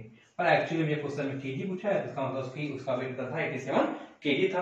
अब आप इसको समझ के 1-2 सेकेंड के अंदर क्वेश्चन देखते तुरंत टिक कर सकते हैं। कैसे, 20 बच्चे हैं, 45 केजी, 2 केजी बढ़ गया, इसका मतलब सबका 47 केजी हो गया। इसका मतलब जो आया है उन्होंने सबको 2-2 रुपए दे दिया, 2-2 केजी दे दिए। इसका मतलब कि उसने 40 केजी तो इन लोगों को दे दिए, तो उसका खुद का भी 47 वजन होना चाहिए, तभी एवरेज में 47 आएगा। तो मतलब वो खुद 47 का है, इसका मतलब कितना हो गया आंसर 87 हो गया। अगर आप इस कॉन्सेप्ट को समझ के करने लगे तो ये आपको काफी इजी लगने लगेगा ये टॉपिक। नेक्स्ट, ये तो किसी आने की बात हो गई, कोई आता है तो क्या होता है। अब देखो, अब जो इसका फंडामेंटल मेथड है, जैसे जो नॉर्मली क्वेश्चन वाला है वो ऐसा होता है, बता देते हैं वो भी, क्योंकि हम कहीं अगर ये सब सवाल क्या ट्रिक या जो भी कुछ नहीं लगा पाते हैं तो फंडामेंटल हमें पता होना चाहिए। एवरेज क्या होता है, sum of unit upon number of unit. हमें नंबर ऑफ यूनिट पता है, अगर हम एवरेज में नंबर ऑफ यूनिट गुणा कर दें तो हमें क्या मिल जाएगा, सम ऑफ यूनिट। इसका मतलब कि सबकी जो एज का जो सम था, जो एज का सम था वो कितना था, 35 इंटू 20 बच्चे थे, मतलब कि 700 केजी। सबकी क्या था, एज का सम था 700 केजी। इसमें एक बंदा और आ जाता है, हम मानते हैं पता नहीं कितनी केजी का आता है, तो 700 प्लस x हो जाता है। और अब दो कितने हो गए, पहले 20 थे, एक और आ गया तो 21 हो गया, और कितना हो गया इनका रेशियो 47 हो गया। तो यहाँ से 700 plus x is equal to 47 into 21, और यहाँ से x की वैल्यू आराम से आ जाएगी आपकी 47 इंटू 21 माइनस 700। अगर x को यहाँ से हम निकालेगा तो 20 214, और इसको डिवाइड करते हैं 20 से, 214 4 कैरी 1 जो कि 8 है 9, 940 प्लस 47 माइनस 700, अगर हम घटा दें कितना आ जाएगा 240 प्लस 47 इक्वल टू 287। यहाँ पे मल्टीप्लाइंग गलती हुआ है, 214 4 कैरी 1 जो कि 8 है 9, 47 21 minus 700 700 KG plus x KG 47। ये मल्टीप्लाई में गलत क्यों आ रहा है, 287 बेटा आ रहा है यहाँ पे इनका।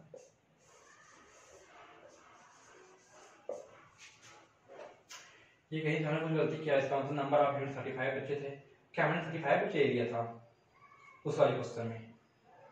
नहीं, देखो हम यहाँ से भूल रहे थे, हमने उस क्वेश्चन में कितना लिया था 45 एवरेज लिया था, और बढ़ के वो 47 हो जा रहा था। पहले कितना आएगा यहाँ पे 900 आएगा माइनस में। देखो हमने क्वेश्चन को सेम तो लिया नहीं, इसे डिजिट हमारा एक्स में जा रहा है, अगर हम यहाँ से घटाएं तो आएगा बस 40 प्लस 47, और यहाँ क्या जाएगा 87, सेम चीज आ गई। सो अगर फॉर्मूले जाएं तो भी वही आप कर सकते हैं, और अगर आप समझ भी जाएं तो वो 1 से 2 सेकंड में आपका सॉल्व हो सकता है क्वेश्चन। मेनली आपका कोई व्यक्ति जब निकल जाता है तभी ऐसा ही होता है। आप क्वेश्चन तो याद नहीं है, क्वेश्चन अगर हमारे पास होते तो हम आपको बहुत अच्छे से एक्सप्लेन कर देते, पर आप देख लीजिए कि मान लेते हैं कि 20 लोग थे और उनके पास 45 रुपए थे ऐसे ही, और कोई एक बंदा उसने क्या चला जाता है, और चला जाता है तब इन लोग का रेशियो कितना हो जाता है 43, या फिर क्या होता है 2 की कमी हो जाती है, ऐसा पूछेगा 2 की। इसका मतलब क्या था कि 20 बच्चे थे, सबके पास 45 रुपए इक्वल थे, एक बंदा जाने लगा तो उसके पास जितने रुपए थे वो अपने सारे रुपए लेके क्या चला गया, सारे रुपए चला गया। तो जब एक साथ होते हैं तब लोगों ने अपना पैसा बांटा होता है एक दूसरे को, ताकि एवरेज क्या मेंटेन हो। देखिए वो जब जा रहा था तो उसने सबसे पैसे क्या किए, अपने मांग लिए, तो उसने सबको बांटे थे एवरेज बराबर करने के लिए। सो इसका मतलब क्या था कि उसका पैसे जो थे वो 45 से ज्यादा रहे होंगे, इसीलिए वो चला गया, तो एवरेज क्या मैनेज चला गया, इसका मतलब पैसा अपना मांग ले गया। तो यहाँ से आप समझ से देखें तो उसके पास 45 रुपए तो अपना रहा ही होगा, प्लस उसने क्या है 2-2 रुपए और 19 बच्चों को बांट रखे थे, तो उसने 38 रुपए और मांग लिए इन लोगों से, और वो लेके अपना चला गया जितना उसके पास था। तो ये कितना हो गया 8 × 13 तो 3 कैरी 1 7 1 8 83। उसके बाद कितने टोटल थे 83। केजी ले लो, लीटर ले लो, कुछ भी ले लो, कोई भी यूनिट ले लो, यहाँ कुछ भी ले लो, बस समझना आपको आना चाहिए क्या हो रहा है क्वेश्चंस में। मतलब कि 20 कोई भी चीज 20 हो, 20 आप स्टूडेंट हो या 20 सामान हो या 20 कुछ भी हो, यहाँ पे कोई भी ऑब्जेक्ट हो सकता है। उसके बाद 45 का उसकी यूनिट हो, और उसमें से कोई एक चला जाए और उसका यूनिट टारगेट 43 हो जाए, मतलब कि उनके एवरेज में 2 की कमी हो जाए, इसका मतलब क्या था, जो जा रहा है उसके पास इनके एवरेज काफी ज्यादा था, उसने अपनी चीजों को बांट रखी थी एवरेज मेंटेन करने के लिए। तो मैंने बताया था कि सबके पास पैसे अलग अलग थे, लेकिन सबका एवरेज आ रहा था 10 रुपए, उसने अपने पैसे सबको बांट रखे थे ताकि सबका एवरेज एक समान हो जाए। तो वो जा रहा था, उससे पैसे अपने मांग लिया, भाई दे दो, मैं अपना जा रहा हूँ, तो अपना लेके चला गया और सबके पास क्या कम रुपए हो गए, तो उसकी -2 की कमी हो गई। तो ये रहे आपके बिल्कुल इजी एवरेज पे बेस्ड सवाल, तो ज्यादा क्वेश्चन पूछे जाते हैं। तो एवरेज इतना ही आता है, मतलब इतना एवरेज में अपना पढ़ लीजिए, बहुत ही इजीली एवरेज सवाल आप सॉल्व कर ले जाएंगे। और हम अपने मेन फोकस पे आ जाते हैं परसेंटेज पे। परसेंटेज पढ़ा रहे थे, तो वहीं पे आ जाते हैं फिर से वापस। अब परसेंटेज देख लिया कि परसेंटेज से किस टाइप के सवाल आ रहे हैं, इक्वेशन बेस्ड आ रहे हैं बिल्कुल, कि आपको एक सेंटेंस दिया जाएगा, उससे कहा जाएगा कि आप इक्वेशन अपना मैथमेटिकल फॉर्म में चेंज कीजिए, फिर उसके बाद उसको क्या करें, सॉल्व करें। नेक्स्ट, अब परसेंटेज बेस्ड क्वेश्चन होते हैं ज्यादातर। सिंप्लीफिकेशन वाला होता है कि इतना 0.25 का 30% प्लस इसका इतना परसेंट प्लस इसका ये परसेंट बराबर क्या होगा, तो वो आपको वही एक थ्योरम क्या का मतलब गुणा और परसेंटेज मतलब 1/100 से चेंज कीजिए और आराम से अपना सब कुछ ये करते जाइए। अब हम आपको एक बहुत ही इंपॉर्टेंट चीज बताने जा रहे हैं, क्या कि परसेंटेज पे बेस्ड ये क्वेश्चन आता है जिसका नाम होता है पॉपुलेशन वाला, जनसंख्या वाला। तो आज हम एक ऐसा आपको उपाय बताएंगे कि इसके क्वेश्चन आपसे क्या जल्दी गलत होंगे ही नहीं। देखो मैंने बताया था क्या कि 10% मतलब फ्रैक्शन वैल्यू कितनी 1/10। तो ये मैंने आपको क्यों बताया था, इसका भी यूज देखिए क्या होता है, कितने क्वेश्चन बहुत ही इजी हो जाते हैं। ऐसे होते हैं, ये देखिए वो कह रहा है कि किसी भी देश की जनसंख्या 10% से ग्रो हो रही है। इसका मतलब क्या था कि जो जनसंख्या इनिशियल थी, पहले मान लो 10 थी और 10% से उसने ग्रो किया, तो कितना ग्रो किया, 1 ग्रो किया। अब वहां कितने हो गए, 11 हो गए। तो ये होता है ग्रो का मेथड, मतलब कोई चीज 10% से ग्रो कर रही है, इसका मतलब जो ऊपर आएगा ये आएगा कि कितना ग्रो हुआ है, और ये क्या कि इनिशियल कितना था वर्तमान में, पहले कितना था, और ये क्या है कि अब कितना वो वर्तमान में हो जाएगा। इसी प्रकार अगर 10% का कमी हो रही है जनसंख्या में, तो ये क्या बताएगा कि कमी कितनी हो रही है, ये इनिशियल, और ये आपको लगाएगा प्रोडक्ट की आप कितनी हुई जनसंख्या 9 हो गई। तो ये परसेंटेज का बहुत ही बड़ा उपयोग होता है, क्योंकि परसेंटेज अगर बढ़ रहा हो तो हम जो ऊपर वैल्यू आती है उसको जोड़ देते हैं, और घट रहा हो तो क्या करेंगे, हम उसको माइनस कर देंगे। अब ये कैसे क्या होता है, इसकी डिटेल्ड वीडियो जब हम बनाएंगे पूरा अपना क्रैश कोर्स डिटेल्ड वाला, तो उस पर समझाया जाएगा। अभी बस आप ये पढ़ लीजिए कि क्वेश्चन कहां से आए हैं और आपको अटेम्प्ट कैसे करने हैं। तो वो मैंने कह रहा है कि किसी देश की जनसंख्या वो 10% से बढ़ रही है, तो 2 साल में उसकी संख्या कितनी हो जाएगी, ये निकालिए आप। तो मैंने आपने देखा कि यहाँ पर 10% दे, 5% दे, 20% दे, कुछ भी दे, आप पहले क्या करना है, उसको तुरंत चेंज करना फ्रैक्शन में। 1/10, 5% देगा तो 5/20, 1/20, इसको देगा तो 1/5, ये रहा। तो इसको लगाने का तरीका क्या है, देखिए फर्स्ट ईयर क्या था, फर्स्ट ईयर में पॉपुलेशन 10 थी, कितनी हो गई बढ़ के 11, ये पहले साल के लिए था। अब ऐसे ही वो अगले साल भी बढ़ेगी, क्या अगर 2 साल का पूछ रहा हो तो 2 साल के लिए हम कह देंगे 10 थी बढ़ के हो गई 11। अब 2 साल बाद ही पूछ रहा है अगर कि उसकी पॉपुलेशन कितनी हो जा रही है, तो ऐसे क्या आपस में मल्टीप्लाई कर देंगे, 10 × 100 और ये कितना जाएगा 121। इसका मतलब क्या हो गया कि अगर उस देश की जनसंख्या 100 रही होगी तो बढ़ कितनी हो जाएगी, 121 हो जाएगी। पर एक्चुअली में हमें क्वेश्चन में दिया होगा कि उसकी पहले जनसंख्या कितनी थी या वर्तमान में जनसंख्या कितनी है। इन दोनों में से कोई आपको एक गिवन होगा कि किसी देश की वर्तमान जनसंख्या इतनी है, उसमें 10% का ग्रो हुआ है, तो बताइए कि 2 साल पहले वो कितनी रही होगी। क्या पूछेगा कि इस समय किसी देश की जनसंख्या इतनी है, उसमें 10% का ग्रो होता है, तो 2 साल में बताइए कि उस देश की जनसंख्या कितनी हो जाएगी, तो हम ये हो जाएगी, मतलब ये निकल के आ जाएगा। तो इससे हम करेंगे क्या कि हम जो आपको जो वैल्यू दी गई है आपको, ये क्या था इनिशियल वैल्यू, इनिशियल वैल्यू आपको दी गई कि इस समय इतना है, पर एक्चुअली में कितना इस समय 100 है। हम ये देखेंगे कि 100 में कितना का गुणा कर दें कि ये हमें प्राप्त हो जाए। हम बता चुके पहले से कि ये कितने गुणा करें, ये निकालने के लिए हम 100 इसमें डिवाइड कर दें तो जो वैल्यू आएगी हम वो जान जाएंगे कि मान लो ये x है तो x अपॉन 100, अगर हम इसमें x अपॉन 100 को मल्टीप्लाई कर दें तो हमें ये चीज मिल जाएगी। इसका मतलब ये भी 121 ना होके एक्चुअली में 121 इंटू x अपॉन 100 है, जो मल्टीप्लाई वहीं आएगा वहीं मल्टीप्लाई यहाँ पे भी आएगा।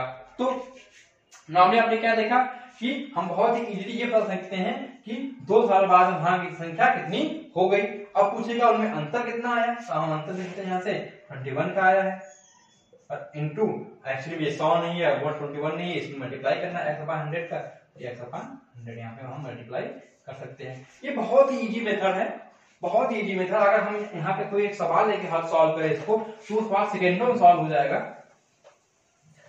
जो इतना हार्ड लगता था दस संख्या वाला सवाल कि ये बहुत कठिन होता है, सॉल्व नहीं होता, उसको इतना इजी मेथड में लगा देते हैं इस परसेंटेज वाले से कि आप सोच भी नहीं सकते। मान लें कि इसी का नेक्स्ट टॉपिक, फर्स्ट टॉपिक क्या था, जनसंख्या वृद्धि हो रही थी, अब क्या है कि जनसंख्या में कमी हो रही हो तो क्या करेंगे, 2 साल से या 3 साल के लिए हो रही है तो क्या करेंगे, कुछ नहीं, इनिशियल कितना 10% की अगर हो रही हो तो 10 से 9 हो जाएगा घट के, 1 साल के लिए, 2 साल के लिए, 3 साल के लिए, 4 साल के लिए, जितने भी साल के लिए आपको निकालना हो उतने साल पूरा करते जाइए। हम अभी 2 साल निकालेंगे कि कैलकुलेशन हमारी थोड़ा इजी रहे।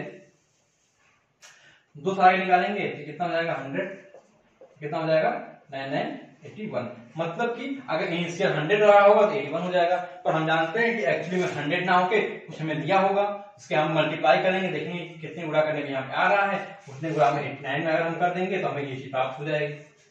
ये आप समझ रहे होंगे कैसे करना है। अंतर पूछे जाए यहाँ 19 का अंतर है, इसे मल्टीप्लाई कर देंगे तो अंतर में आगे मिल जाएगा तुरंत। तो ये चीज जो मैं संख्या का बता रहा हूँ यही सेम चीज होता है सीआई केस में, कंपाउंड इंटरेस्ट के केस में। अगर वो आपको पी दिया है, आर दिया है और टी दिया है, पूछ रहा है कि कोई प्रिंसिपल है इतने ब्याज पे इतने समय के लिए दिया गया है तो उसका कंपाउंड इंटरेस्ट क्या होगा, तो ये हमारा जो बीच में निकल के आएगा ये हमारा होगा कंपाउंड इंटरेस्ट, और पूछे अमाउंट तो ये हमारा क्या होगा, अमाउंट होगा।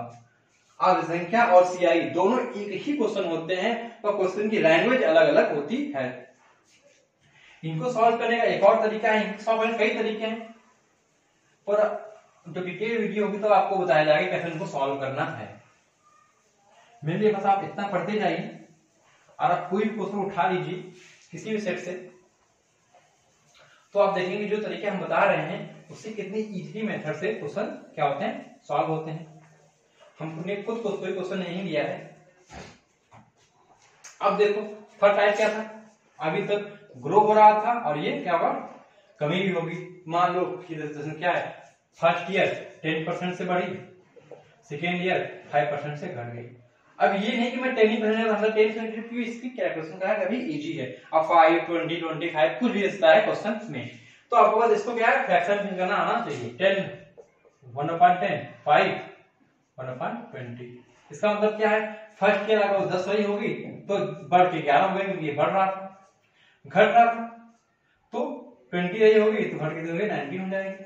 इसका मल्टीप्लाई करो 200, 19 1 19 2 20। ये तो इसका मतलब क्या है कि 200 से 209 हो जाएगी वहां की जनसंख्या। अब एक्चुअली में वो क्वेश्चन दिया होगा 200 नहीं इतना है, ये आ जाएगा यहाँ पे, तो हम भी बता देंगे कि एक्चुअली में ये इतना ना होके इसके ये जो आई है इसका मल्टीप्लाई कर देंगे यहाँ पे x का, तो आ जाएगा ये इतना है। अब कितना बढ़ाओ ये पूछे तो 9 निकाल के तो यहाँ पे आएगा, उससे गुणा कर देंगे तो ये आ जाएगा कितनी संख्या वहां की बढ़ी है या घटी है। तो ये रहा हमारा पूरा मेथड। एक छोटा सा चार्ट बना के हम बड़े बड़े सवाल को बहुत ही इजीली सॉल्व कर देंगे बिना किसी फॉर्मूला के रटे या बिना किसी फॉर्मूला के लगाए। हमें सेम बताया है कि यही चीज किसमें लगती है, सीआई में लगती है।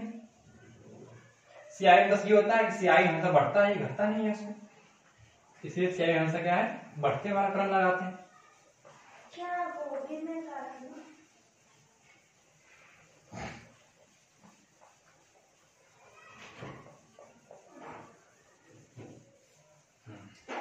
अब क्या है, ये हो गया हमारा जनसंख्या वाला क्वेश्चन, बहुत ही आराम से। सो जनसंख्या कितना ही होता है, बढ़ता है घटता है बढ़ता है घटता है, दो टाइप का रहता है। तो हम जैसे चार्ट प्रिपेयर किए थे वैसे यहाँ क्या है आपको आराम से सॉल्व कर लेंगे। हमने यहाँ पे आपको स्केल पढ़ा दिया था, यहाँ पे आपको एसआई पढ़ा दें ताकि आपको दोनों कॉन्सेप्ट क्लियर हो जाए। एसआई क्या होता है, हम जनरली सबको एसआई आता है ये निकालना, SI equal to P R T upon 100। सब नहीं पढ़ा होगा, पर क्या आपने गौर किया है पी आर टी अपॉन 100 क्या होता है? अगर हम P into R into T upon 100 लिखें, या हम इसको क्या लिखें P into R into T, और हमने 1/100 क्या लिखना सिखाया था, परसेंटेज। इसका मतलब क्या हो गया, SI क्या होता है, SI क्या होता है, SI P का R T परसेंट, या इसको अगर हम लिखें तो P का R T परसेंट होता है क्या, SI। अगर आपने ऐसा सोच लिया SI का SI जो होता है P का R T परसेंट होता है, तो आप लोग क्या क्या आपने सॉल्व कर दिया। आपको कोई भी प्रिंसिपल दिया जाएगा और कहा जाएगा कि ये 5% की दर से 4 साल तक बढ़ता है, तो बताओ हमारा SI क्या होगा। आपने तुरंत बताया कि P का RT परसेंट मतलब ये R है और ये T है, मतलब 5 के 20% बढ़ गए। अब P का 20% निकालना हो आपको, तो P इंटू 20% अपन कहता था 100 होता है, तो 20 हो गया 5 से इसको काटेंगे या P अपन 5, तो आपको दिया होगा। बहुत ही कितना कितना इजी था क्या, आप ये नहीं कर पाएंगे आप।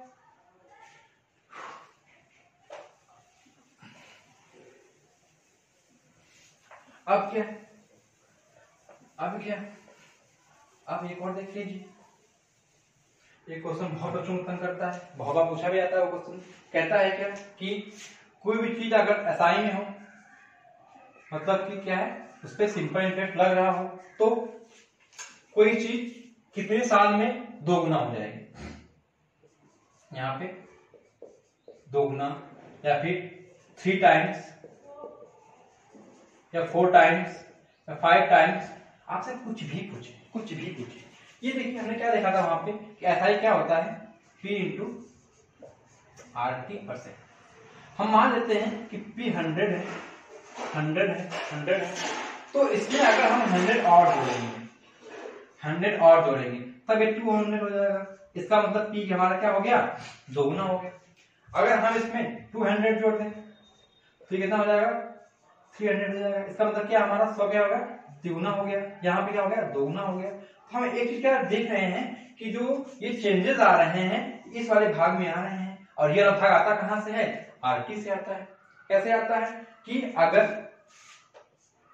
जो RT परसेंट हो उसकी वैल्यू जो हो, अगर 2 गुना निकालना है 100 के बराबर हो जाए, 100%। क्यों, किसी भी चीज का अगर 100% बढ़ता है तो इसका मतलब वो चीज उसमें एक बार और ऐड होती है। जैसे अगर 10 का पूछा जाए कि 10 का 100% क्या होगा, तो वो चीज क्या हो जाएगी, 10 हो जाएगी, और ये मिलकर कितना हो जाएगा 220, और ये क्या हो जाएगी, दोगुनी हो जाएगी। इसका मतलब क्या है कि किसी भी चीज का अगर हम 100% बढ़ा दें तो वो चीज दोगुनी हो जाएगी। अगर 200% बढ़ा दें तो वो चीज 3 गुनी हो जाएगी। अगर 300% बढ़ा दें तो वो 4 गुनी हो जाएगी। इसका मतलब क्या है कि हमसे क्वेश्चन में कोई भी प्रिंसिपल देके अगर वो 2 गुना पूछे, 3 गुना पूछे, 4 गुना पूछे, तो हमें क्या करना है,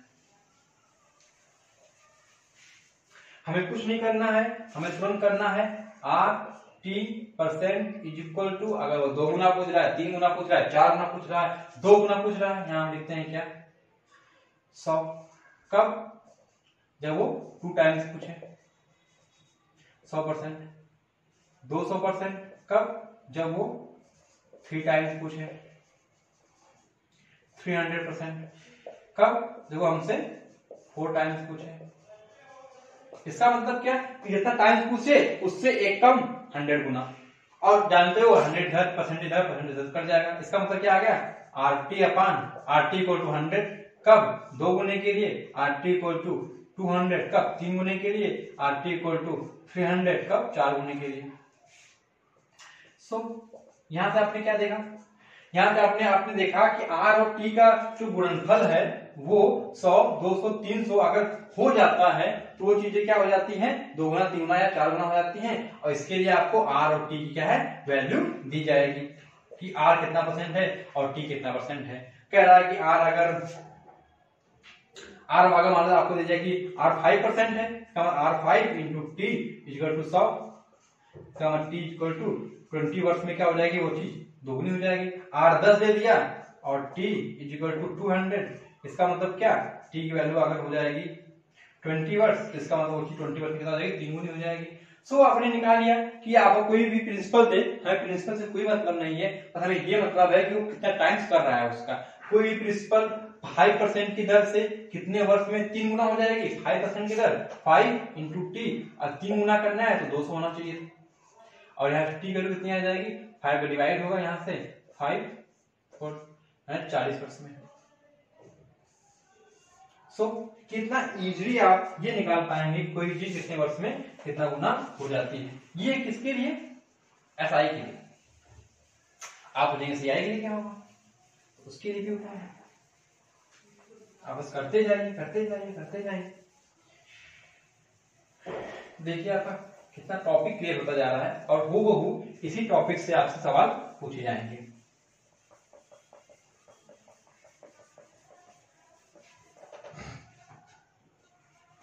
नेक्स्ट क्या है, सीआई में। सीआई बहुत इजी होता है, सीआई का बहुत ही ज्यादा इजी होता है।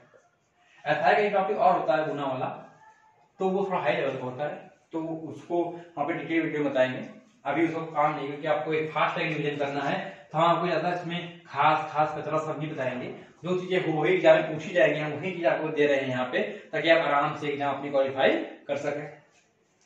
नेक्स्ट क्या है, अगर हम सीआई की बात करें तो सीआई में इस टाइप से पूछा जाता है कि कोई भी जो प्रिंसिपल है वो 2 वर्ष में अपने आप का 3 गुना हो जाता है,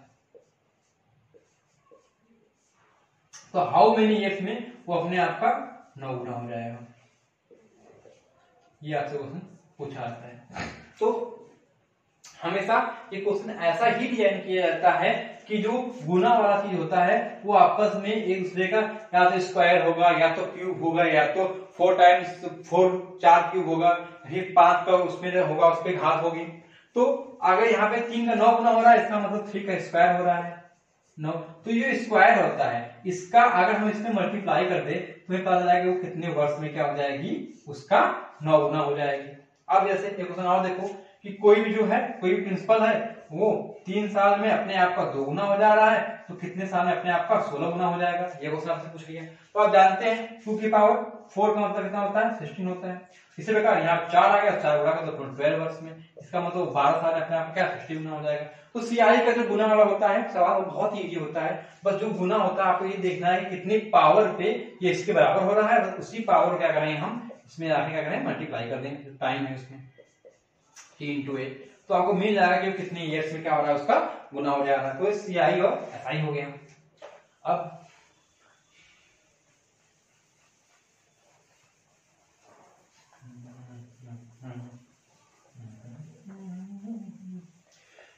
अब एक बहुत ही इंपॉर्टेंट क्वेश्चन, सीआई एसआई का बस लास्ट टाइप है। एक टाइप बहुत ढेर सारे हैं, पढ़ाने लगे तो पूरा दिन इसी में बीत जाए, पर सबसे मोस्ट इंपॉर्टेंट टाइप जो होता है वो हम बताए जा रहे हैं कि हमेशा सीआई और एसआई का अंतर पे एक सवाल जरूर पूछा जाता है, इसको कैसे निकालना है। तो इसके लिए हम आपको एक अलग सा वो बताने जा रहे हैं, अप्रोच कैसे लगाई जाती है इसको। जो सीआई होता है, जो सीआई होता है उसकी जो परसेंटेज होते हैं उसको हम एक तरह से इक्विवेलेंट परसेंटेज निकाल के भी सीआई निकाल सकते हैं। जैसे अगर पूछा जाए कि 10% है, वो ग्रोथ हो रहा है 2 साल के लिए, तो एक तो मेथड वो था कि 2 साल के 10-11 लगा रहे थे। वो कब लगा रहे थे जब हमें वो प्रिंसिपल दिया हो, जो हमको अमाउंट निकालना हो, तो उस टाइप क्वेश्चन के लिए ये विधि बहुत परफेक्ट है। ठीक है, हमें जब अंतर निकालने के लिए कहा गया हो, जब अंतर निकालने के लिए कहा गया हो तो क्या करते हैं, देखो एक फॉर्मूला होता है x plus Y plus X into Y upon 100।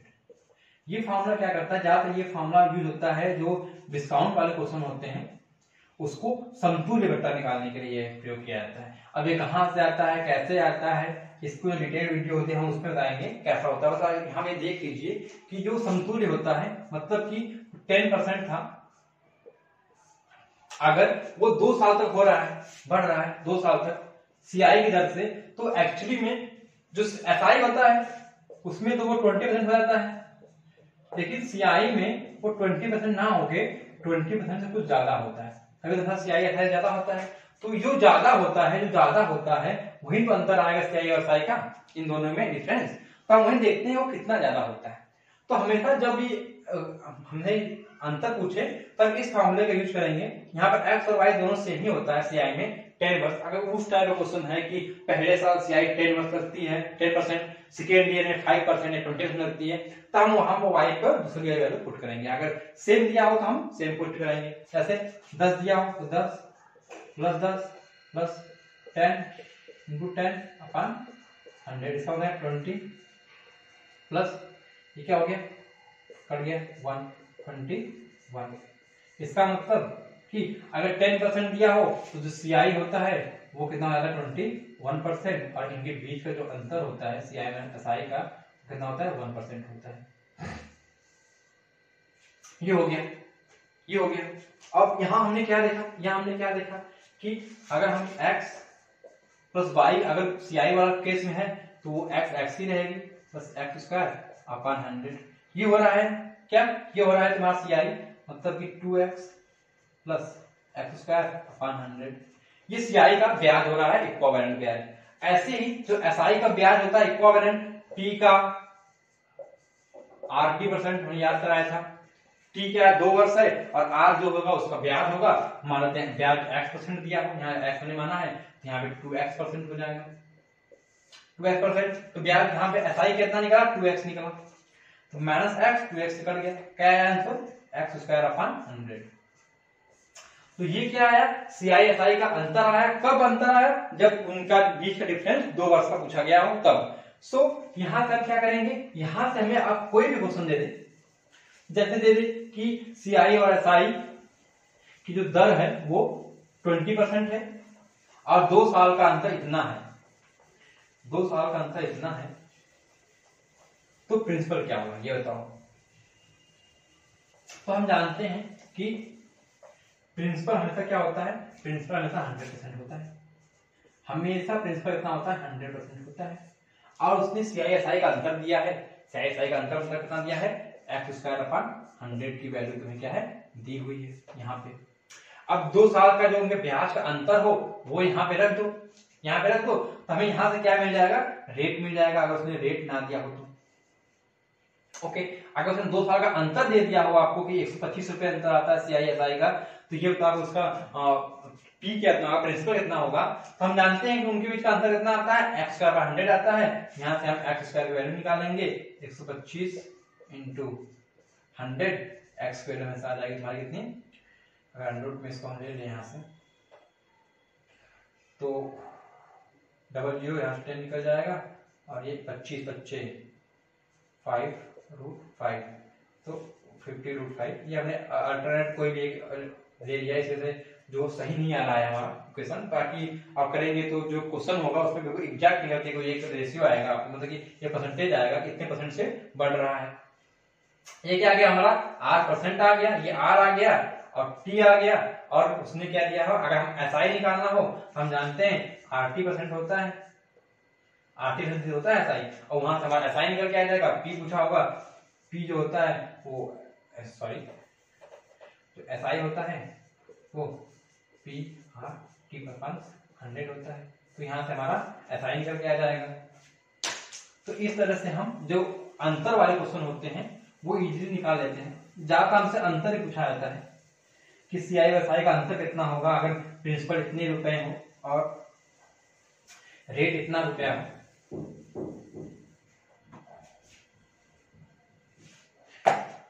अब क्या है, अब हमने कवर कर लिया अपना सीआई एसआई और जनसंख्या।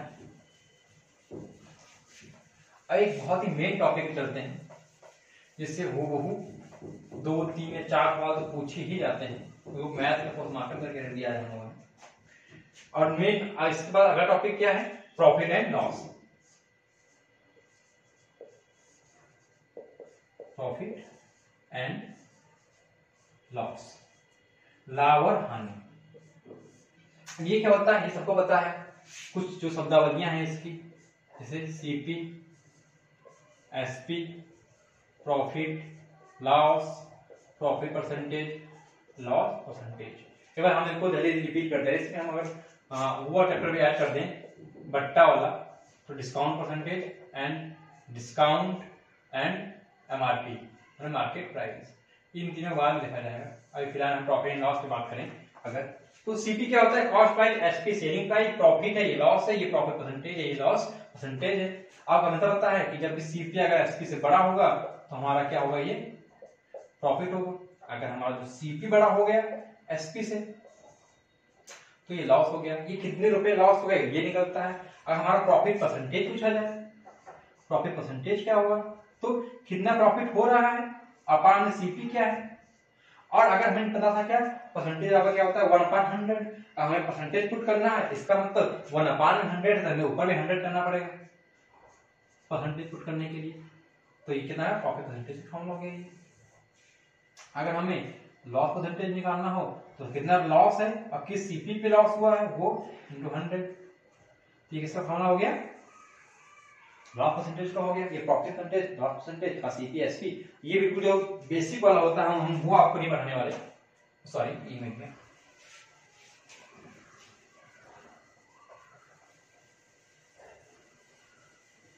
हम बिल्कुल इजी नहीं बता रहे हैं कि किसी वस्तु का एसपी इतना रुपये बेचा है, सीपी इतना रुपया, कितने रुपए का लाभ होता है, कितने परसेंट का लाभ होता है। बस एक वो देख लीजिए, कोई भी ए रुपए की वस्तु है, ओके, मान लो उसको 20 रुपए बेचा जाता है और 20% का क्या होता है, उसको फायदा होता है।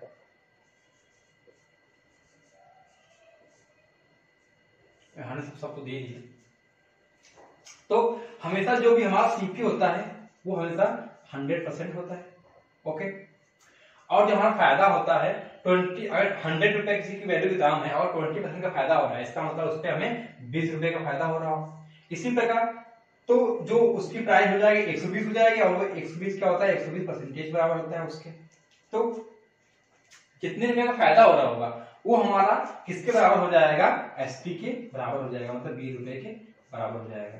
अगर ये दे दिया गया, हमें ये ना दिया गया, दे दिया गया किसी वस्तु को 20 रुपए में बेचने पे 20% का फायदा होता है, उसका सीपी बताओ, तो हम जान जाएंगे कि 120 की वैल्यू हमें दी गई है, मतलब 120 परसेंटेज की वैल्यू हमें क्या बी हमें दी गई है। इस हिसाब से अगर हम 100% की वैल्यू निकाल लें तो हमें क्या ए निकल पता चल जाएगा। कैसे कि हमें 120 वैल्यू दी गई है, मतलब एसपी दिया गया है और सीपी हमें तो 100 होता है। अगर हम 100 की वैल्यू निकाल लें तो हम जान जाएंगे कि हमारा ए कितना है।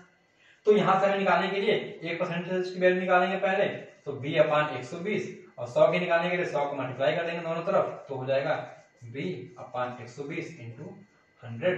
ये हमारी आ जाएगी जो भी कट पिट के यहाँ भी काटेंगे 2 बच्चे छक्का, तो 5b/6 कितना आ जाएगी 100% की वैल्यू आपकी हो जाएगी। ये होता है बिल्कुल नॉर्मल बेस्ड क्वेश्चन। अगर बी ना दिया हो, ए दिया हो, 20% का फायदा हो रखा, मतलब ये 100% की वैल्यू दी गई है आपको, ये आपको 120 की निकालनी है फायदा के लिए। अगर यहाँ पे नुकसान हो रहा हो या हानि हो रही हो, तो हमेशा 100 से ये माइनस जाएगा। 20% की हानि होता है 80%, तो ये जो हमारा बी हो जाएगा वो 80% हो जाएगा, 100% कितना रहेगा हमारा ए रहेगा, और हानि पूरा कितना है 20% की हानि है, मतलब बी माइनस ए ये है। तो ये बिल्कुल जो बेसिक नॉर्मल क्वेश्चन होते हैं, हम इसको क्वेश्चन लेके नहीं, एक क्या फंडामेंटल यूज करते हैं उनको लगाने का, वो हमने आपको बता दिया। अब इस पे जो मेनली क्वेश्चन बहुत ही अच्छे से पूछे जा रहे हैं वो देखो, उससे एक क्वेश्चन तो आपका पक्का पूछा ही जाएगा।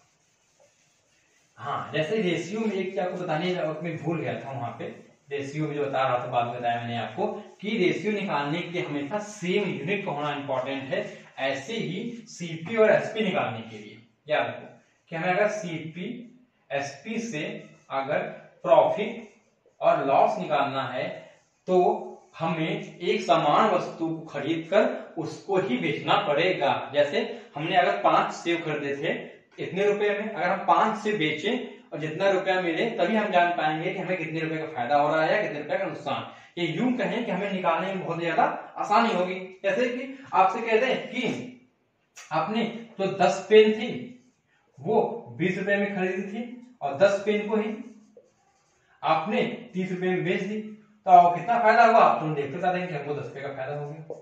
अगर वो ऐसे ही क्वेश्चन थोड़ा घुमा दें, घुमा क्या दे, कह दे कि 10 पेन आपने 20 रुपए में खरीदी और 4 पेन आपने 8 रुपए की बेच दी। अब बताइए आपको कितने रुपए का फायदा होगा। तो आपको थोड़ा टाइम लगेगा उस पुराने वाले निकालने से, इसमें थोड़ा सा टाइम आपको ज्यादा लगेगा। तो इसके लिए क्या करना है हमें, अगर हम हमेशा जो ऑब्जेक्ट है उसकी संख्या इक्वल करके प्रॉफिट और लॉस की गणना करें तो वो चीजें बहुत ज्यादा इजी हो जाती हैं। और इसी में बेस्ड क्वेश्चन जो है हमेशा एग्जाम में पूछा जा रहा है और बच्चों को वो बहुत तंग कर रहा है, क्योंकि जो मेन फंडामेंटल जो है वही नहीं पता है कि जो सीपी और एसपी है हमेशा एक समान नंबर ऑफ ऑब्जेक्ट को बेचने और खरीदने पे निकालने में ज्यादा आसान होता है और ज्यादा इजी लग जाता है। जैसे कैसे क्वेश्चन पूछता है वो, एक ही तरह के 2 टाइप बना लिए गए हैं, तो हमें 2 टाइप है 10 टाइप मतलब नहीं है। जो मेन फंडामेंटल है वो देखो क्या क्या कह रहा है कि ए रुपए में बी वस्तु क्या क्या खरीदा उसने, मतलब कि सीपी किया उसने, क्या किया, ए रुपए में बी वस्तु खरीद कर लाया वो। अब क्या कह रहा है वो, बी रुपए में ए वस्तु बेच रहा है या एसपी कर रहा है, तो उसको प्रॉफिट हो रहा है लॉस हो रहा है ये निकालो। क्वेश्चन की लैंग्वेज ऐसे ही रहेगी कि 2 रुपए में 3 वस्तु, क्या 3 संतरे या 3 आम या 3 अंगूर कुछ भी खरीद कर उसको 3 रुपए में 2 रुपए वस्तु बेचने पर कितने का फायदा हो गया, नुकसान होगा, जो भी होगा। आप ये देख रहे हैं कि यहाँ पर ए रुपए में बी वस्तु खरीदा जा रहा है और यहाँ बी रुपए में ए वस्तु बेचा जा रहा है। ये टाइप होता है आपका। और सेकंड टाइप क्या होता है, सेम ऐसा ही होता है, थोड़ा चेंज करता है। ए रुपए में बी वस्तु खरीद कर मतलब सीपी कर देता है वो, और यहाँ अलग कर देता है, पैसा भी अलग। सी रुपए में बी वस्तु बेचकर यहाँ पे एसपी हो जाता है। यहाँ पे वो एक ही चीज को घुमाता, 2 रुपए में 3 वस्तु और 3 रुपए में 2 वस्तु बेचता है। यहाँ पे कहता है कि 2 रुपए में 3 वस्तु और 4 वस्तु 5 रुपए बेचने पे, यहाँ पैसा भी वो क्या करता है, डिफरेंस कर देता है आपको। तो ये अलग अलग टाइप पढ़ने की जरूरत नहीं है, मेन फंडामेंटल क्या वो समझो। मैंने क्या कहा था आपसे कि कभी भी सीपी एसपी या फिर प्रॉफिट लॉस निकालने के लिए हमें जो वस्तु है उसकी संख्या का बराबर होना जरूरी है। यहाँ वस्तु कितनी है बी, यहाँ पे कितनी है ए, यहाँ पे कितनी थी बी और यहाँ पे कितनी है डी, मतलब अलग अलग वस्तु खरीदी जा रही है और बेची जा रही है इस क्वेश्चन से। क्वेश्चन नंबर 1 है, क्वेश्चन नंबर 2 है। लगाने का तरीका दोनों का सेम। क्या करना है, हमें हमेशा वस्तु को बराबर करना है। और वस्तु बराबर कैसे करेंगे हम, जैसे कि अगर यहाँ पे दिया हुआ 3 वस्तु और यहाँ पे दिया 2 वस्तु, 3 वस्तु और 2 वस्तु का हमें बराबर करना है तो आपस में क्या करो, इनका मल्टीप्लाई कर दो, 2 का इसमें और 3 का इसमें। सबसे आसान तरीका होता है आपस में क्या करने का, मल्टीप्लाई करने का इन दोनों को आपस में। तो आपस में आपने मल्टीप्लाई कर दिया तो क्या आ गया, यहाँ पे 6 वस्तुएं आ गई, यहाँ पे 6 वस्तु आ गई। तो आपने देखा कि अगर आपने वस्तु में 2 को मल्टीप्लाई किया तो पैसे में 2 को मल्टीप्लाई करना पड़ेगा आपको, 2 ही हो गया। और यहाँ पर 3 में किया था मल्टीप्लाई, यहाँ पे 3 करना पड़ेगा मल्टीप्लाई। इसका मतलब क्या है, आपको क्वेश्चन हो गया कि सीपी इक्वल टू 2 रुपए में हमने 6 वस्तु खरीदी, एसपी इक्वल टू क्या कह रहा है वो कि हमने 3 रुपए में 6 वस्तु को ही बेच दिया। अब समान वस्तु खरीद के समान वस्तु बेच दे रहे हैं 6 वस्तु, तो इसका हमें कोई भी लेना देना नहीं है। अब हमें क्या है कि हमारे पास 6 वस्तुओं का सीपी था 2 रुपए और 6 वस्तुओं का एसपी था 3 रुपए। तो हमें प्रॉफिट परसेंटेज हुआ या लॉस परसेंटेज हुआ, आपको कुछ भी पूछे आपके लिए एक इजी क्वेश्चन हो गया कि हमें सीपी दिया एसपी दिया है तो प्रॉफिट परसेंटेज क्या होगा, प्रॉफिट अपॉन सीपी। प्रॉफिट निकालेंगे, प्रॉफिट कैसे निकालेंगे, जो अगर एसपी बड़ा है सीपी से, अगर एसपी बड़ा है सीपी से इसका मतलब प्रॉफिट हो रहा है, मतलब कि 3b - 2a, ये हमारा हो गया क्या, प्रॉफिट। अगर सीपी बड़ा है एसपी से, सॉरी अगर एसपी बड़ा होता सीपी से तो होता प्रॉफिट, अगर सीपी बड़ा है एसपी से हमें होगा लॉस। कितना लॉस होगा, 2a - 3b का। और लॉस परसेंटेज निकालने के लिए यहाँ पे हम लॉस अपॉन सीपी कर देंगे। तो कितना इजी रहा इसको निकालना। सेम उसी तरह यहाँ पे देख लीजिए,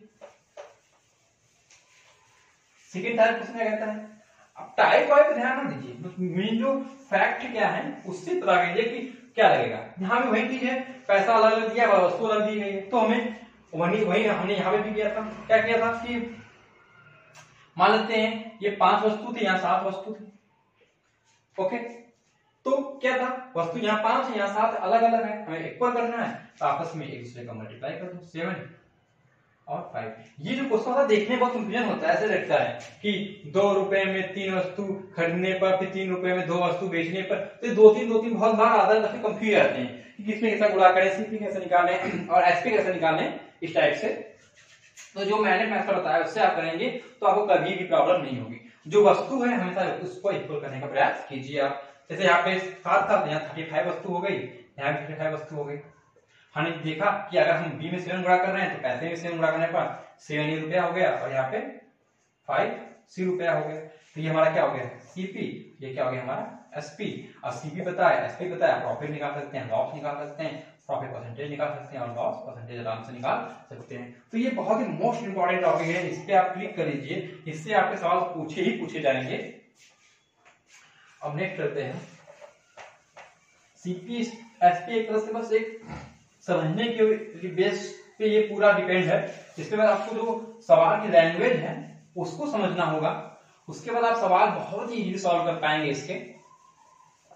जैसे क्या कहता है, एक लैंग्वेज टाइप का सवाल आता है और देखो वही जो हमने बताया था आपको सेम कैसे आता है, कहेगा 5 वस्तुओं का जो सीपी है वो 3 वस्तुओं के एसपी के बराबर है।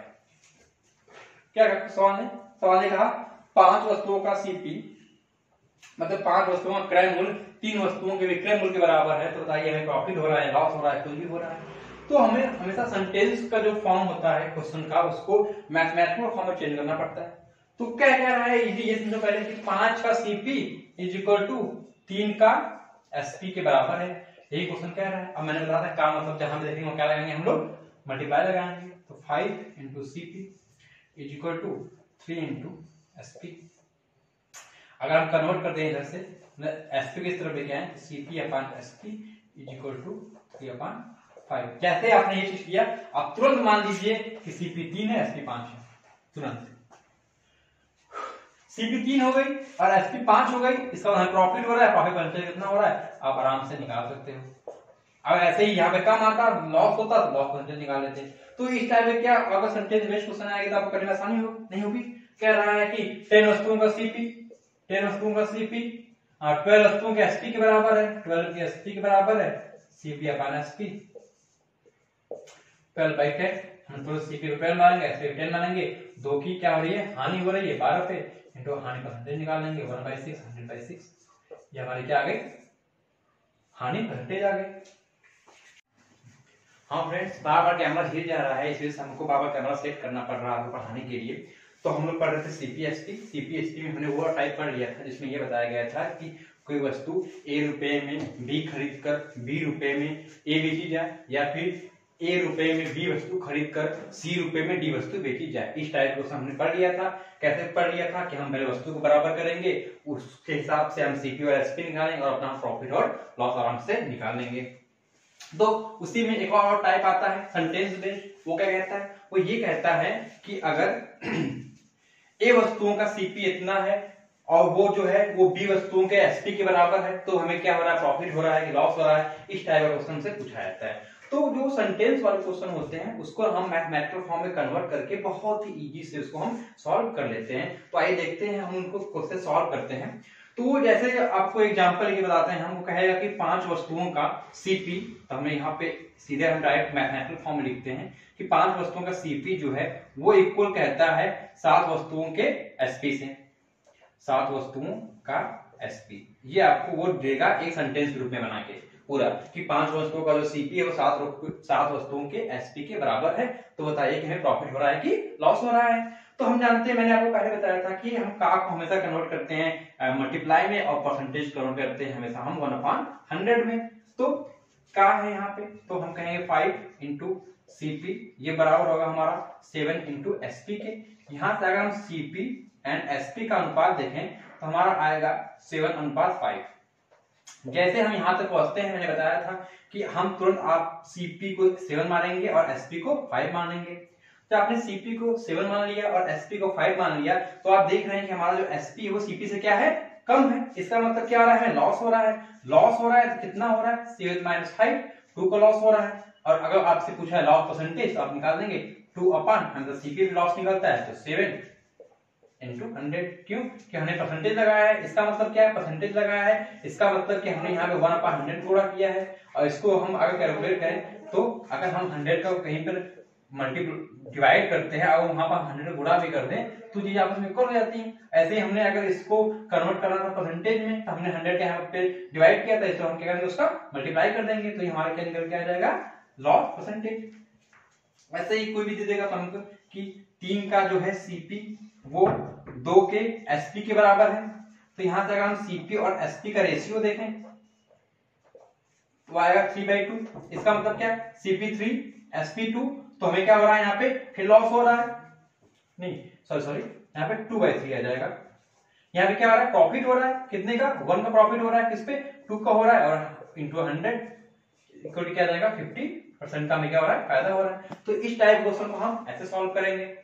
नेक्स्ट आते हैं नेक्स्ट टॉपिक पे। तो ये टॉपिक हम कवर करते हैं, इसके बाद आते हैं हम नेक्स्ट टॉपिक पे। ज्यादा क्वेश्चन सॉल्व कराने की कोशिश नहीं कर रहे हैं, मैं आपको फंडामेंटल जो है वो बताते चल रहे हैं।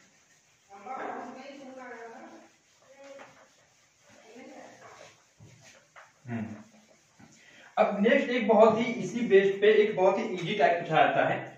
उसमें क्या दिया रहता है आपको? सीपी और एसपी का क्या दिया रहेगा? रेशियो दिया रहेगा। कहेगा कि किसी वस्तु के अनुपात के लिए, किसी वस्तु के मूल्य के लिए सीपी और एसपी का अनुपात ये है 3:5:4। मैंने पहले बताया था आपको सीपी एसपी का अनुपात दे, इसको हम सीपी अपन एसपी मिल सकते हैं, इज इक्वल टू 5/4। और जैसे ऐसे करेंगे हम तुरंत सीपी को मान लेंगे 5 और एसपी को मान लेंगे 4, और यहां से हम profit loss, profit percentage and loss percentage बहुत ही इजीली निकाल सकते हैं। तो ये टॉपिक मुझे पढ़ाने की जरूरत पड़ेगी नहीं, क्योंकि मैंने ऑलरेडी आपको पहले इसी टाइप क्वेश्चन बता चुका हूं। तो अब आते हैं एक और नेक्स्ट टाइप पे।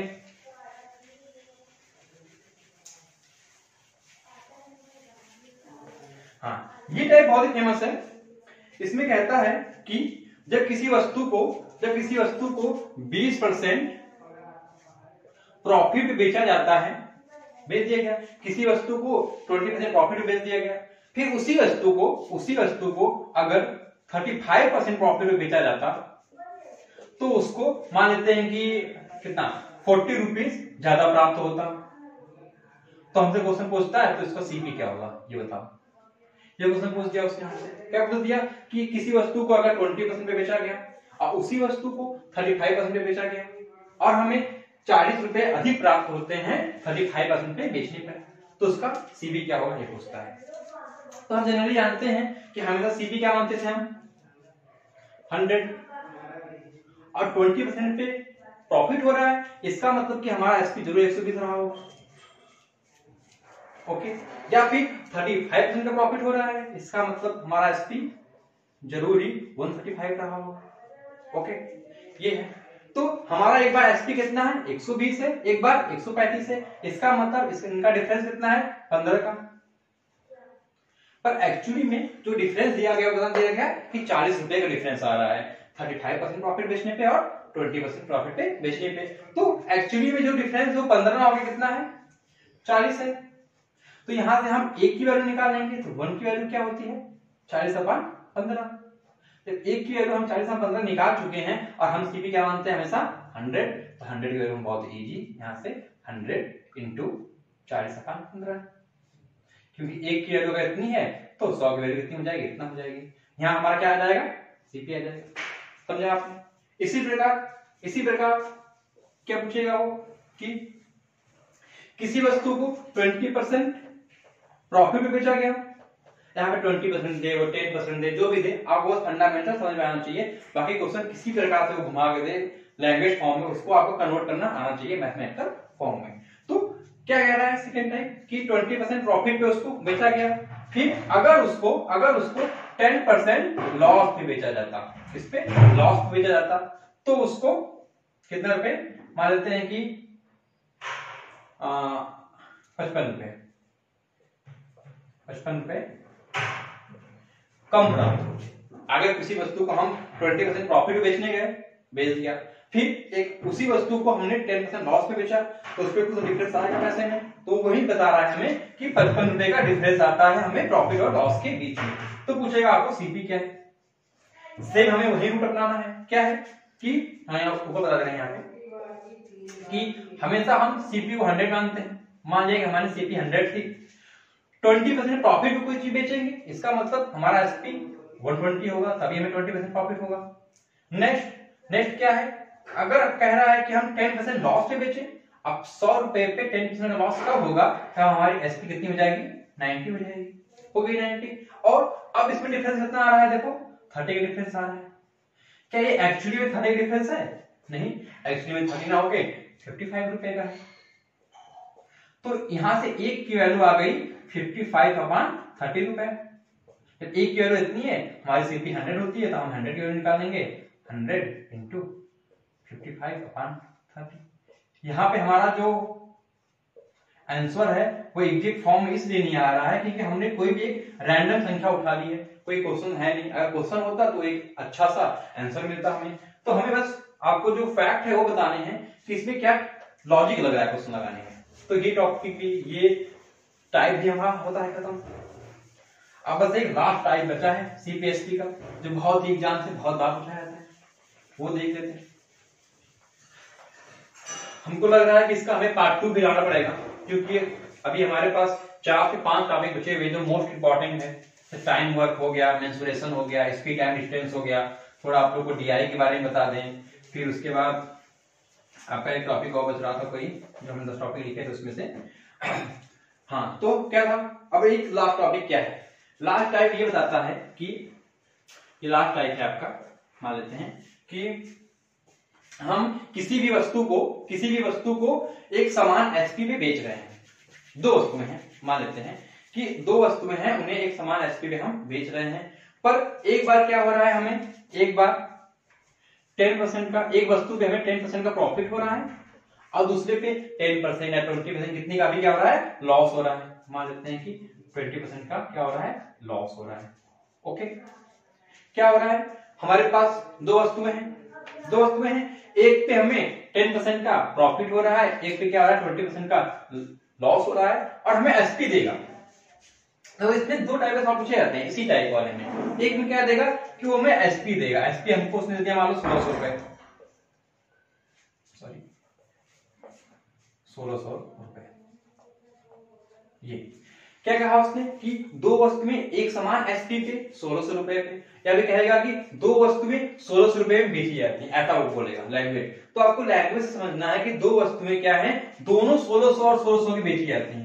कभी भी वो क्वेश्चन में क्या है, बिल्कुल क्लियर नहीं कहता है कि हम दोनों वस्तुओं को एक समान मूल्य पर क्या है बेच रहे हैं। वो ऐसे ही कह देगा कि 2 वस्तुएं 1600 रुपए में बेची जाती हैं, एक पे 10% का प्रॉफिट हो रहा है, एक पे 20% का लॉस हो रहा है, दोनों का सीपी बताइए। तो इस टाइप क्वेश्चन जब भी आएगा, आप हमेशा ध्यान रखिएगा कि जो एसपी दे रहा है वो दोनों का एसपी दे रहा है 1600 रुपए, 10% प्रॉफिट वाले का और 20% लॉस वाले का भी। तो हम यहाँ से सीपी कैसे निकालेंगे, आप जानते हैं अगर हम हमेशा कितना माने, सीपी 100, ये वस्तु 1 के लिए सीपी 100 हो गया, और वस्तु 2 के लिए भी क्या सीपी 100 ही मानते हैं। ओके, मान लिया। अब सीपी 1 पे कितना प्रॉफिट हो रहा था, हमें 10% प्रॉफिट हो रहा था, इसका मतलब एसपी की वैल्यू कितनी होनी चाहिए थी, 110। और सीपी 2 पे क्या हो रहा था, हमें लॉस हो रहा है 20% का, तो हमारे एसपी वैल्यू कितनी होनी चाहिए थी, 80 होनी चाहिए थी। क्यों, क्योंकि हमने अगर सीपी 100 माना है और 20% का लॉस हो रहा है, इसका मतलब हमारा एसपी कितना होना चाहिए था, 80 होना चाहिए था। पर क्या एक्चुअली में एसपी 110 और 80 है, आप कहेंगे नहीं, एसपी तो हमने क्वेश्चन में दिया कि 1600 रुपए का एसपी है, इसका मतलब कि 110 की जो वैल्यु है वो बराबर है 1600 के, है कि नहीं। आप यहां से एक की वैल्यू फाइंड कर लेंगे, एक की वैल्यू क्या हो जाएगी, एक की वैल्यू हो जाएगी 1600/110। अब आप इजीली एक की वैल्यू प्राप्त कर चुके हैं, तो सीपी आपका 100 होता है, आप जानते हैं, तो आप 100 की वैल्यू निकाल लेंगे। कितना इजी था, क्वेश्चन देख के लग रहा था कि बहुत टफ होगा, लेकिन अगर आप जो है उसका फंडामेंटल जानते हैं, उसका बेसिक जानते हैं, क्वेश्चन किस टाइप का है वो पहचान गए, तो आपका 3 लाइन में क्या आप अगर चाहें तो बिल्कुल ऑप्शन होगा आपके सामने, तो आप ऐसे ही टिक कर सकते हैं सही आंसर। इसमें देखते हैं क्या है, इसका 20% लॉस हो रहा था आपको, एसपी 80 हो गया, पर 80 ना हो गया, कितना दिया गया है, 16 दिया गया है। तो यहां से 1 की वैल्यू कितना आ जाएगी, 16/80, यहां तक काटेंगे तो 20, एक की वैल्यू कितनी आ गई, 20, इस हिसाब से सीपी तो हमेशा 100 होता है, 100 को हम 20 इंटू 100 कर सकते हैं, यहाँ से आ गया 200। अब यहाँ पे कहेंगे हमें यहाँ पे जीरो काट दे रहे ये वो, पर हम क्वेश्चन सॉल्व नहीं करा रहे, हम आपको एक आइडिया दे रहे हैं कि क्वेश्चन कैसे हम लगाएंगे। तो ये हो गया एक टाइप का क्वेश्चन। इसी में एक थोड़ा सा घुमा क्वेश्चन पूछता है, बस वो पढ़ लीजिए, उसके बाद बस करते हैं आज का वीडियो। उसके बाद एक पार्ट 2 आएगा इसका, उसमें हम सारी टॉपिक्स कवर कर देंगे और आप देखेंगे कि ये जो 2 पार्ट हैं इसको आप पढ़ लें तो इजीली आप किसी भी एग्जाम में जो मैथ का क्वेश्चन होता है उसमें 50+ तो आराम से आप कर लेंगे, क्योंकि ज्यादा क्वेश्चन जो होते हैं वो बेसिक पैटर्न से ही पूछे जाते हैं और जो हाई पैटर्न क्वेश्चन होते हैं वो कैलकुलेटिव होते हैं और टाइम टेकिंग होते हैं और वो आपको जो कंपटीशन से बाहर करने के लिए होते हैं, ताकि आप ज्यादा टाइम दें उसमें और क्या करें आप बाहर हो जाए इजीली। तो इसमें एक क्या टाइप और बताया था कि इसमें कहेगा कि एक वस्तु जो है वो 10%, इसमें क्या कहेगा, अब इसमें दोनों का सीपी जो है तो दोनों का एसपी है वो अलग अलग होगा, ये बात ध्यान कीजिएगा। उसमें क्या था, दोनों का एसपी सेम था, लेकिन इसमें क्या है, दोनों का एसपी डिफरेंट हो जाएगा। और क्या कहेगा वो कि एक पे 10% का प्रॉफिट हो रहा है और एक पे 10%, 20%, यहाँ पे कुछ भी सकता है, हम रैंडम में कोई संख्या ले रहे हैं कि 20% का क्या हो रहा है, लॉस हो रहा है, लॉस हो रहा है, तो हमारा सीपी क्या होगा। ओके, उसने क्या किया, 2 अलग अलग क्या दे दिए, एसपी दे दिए। ओके, अब यहां सबसे वो सीपी जानना चाहता है क्या होगा। हम मान लेते हैं कि सीपी क्या होगा हमारा 100 रहा होगा, 100 हो गया सीपी। एसपी क्या होगा, 10% प्रॉफिट हो रहा है, इसका मतलब 110 होगा।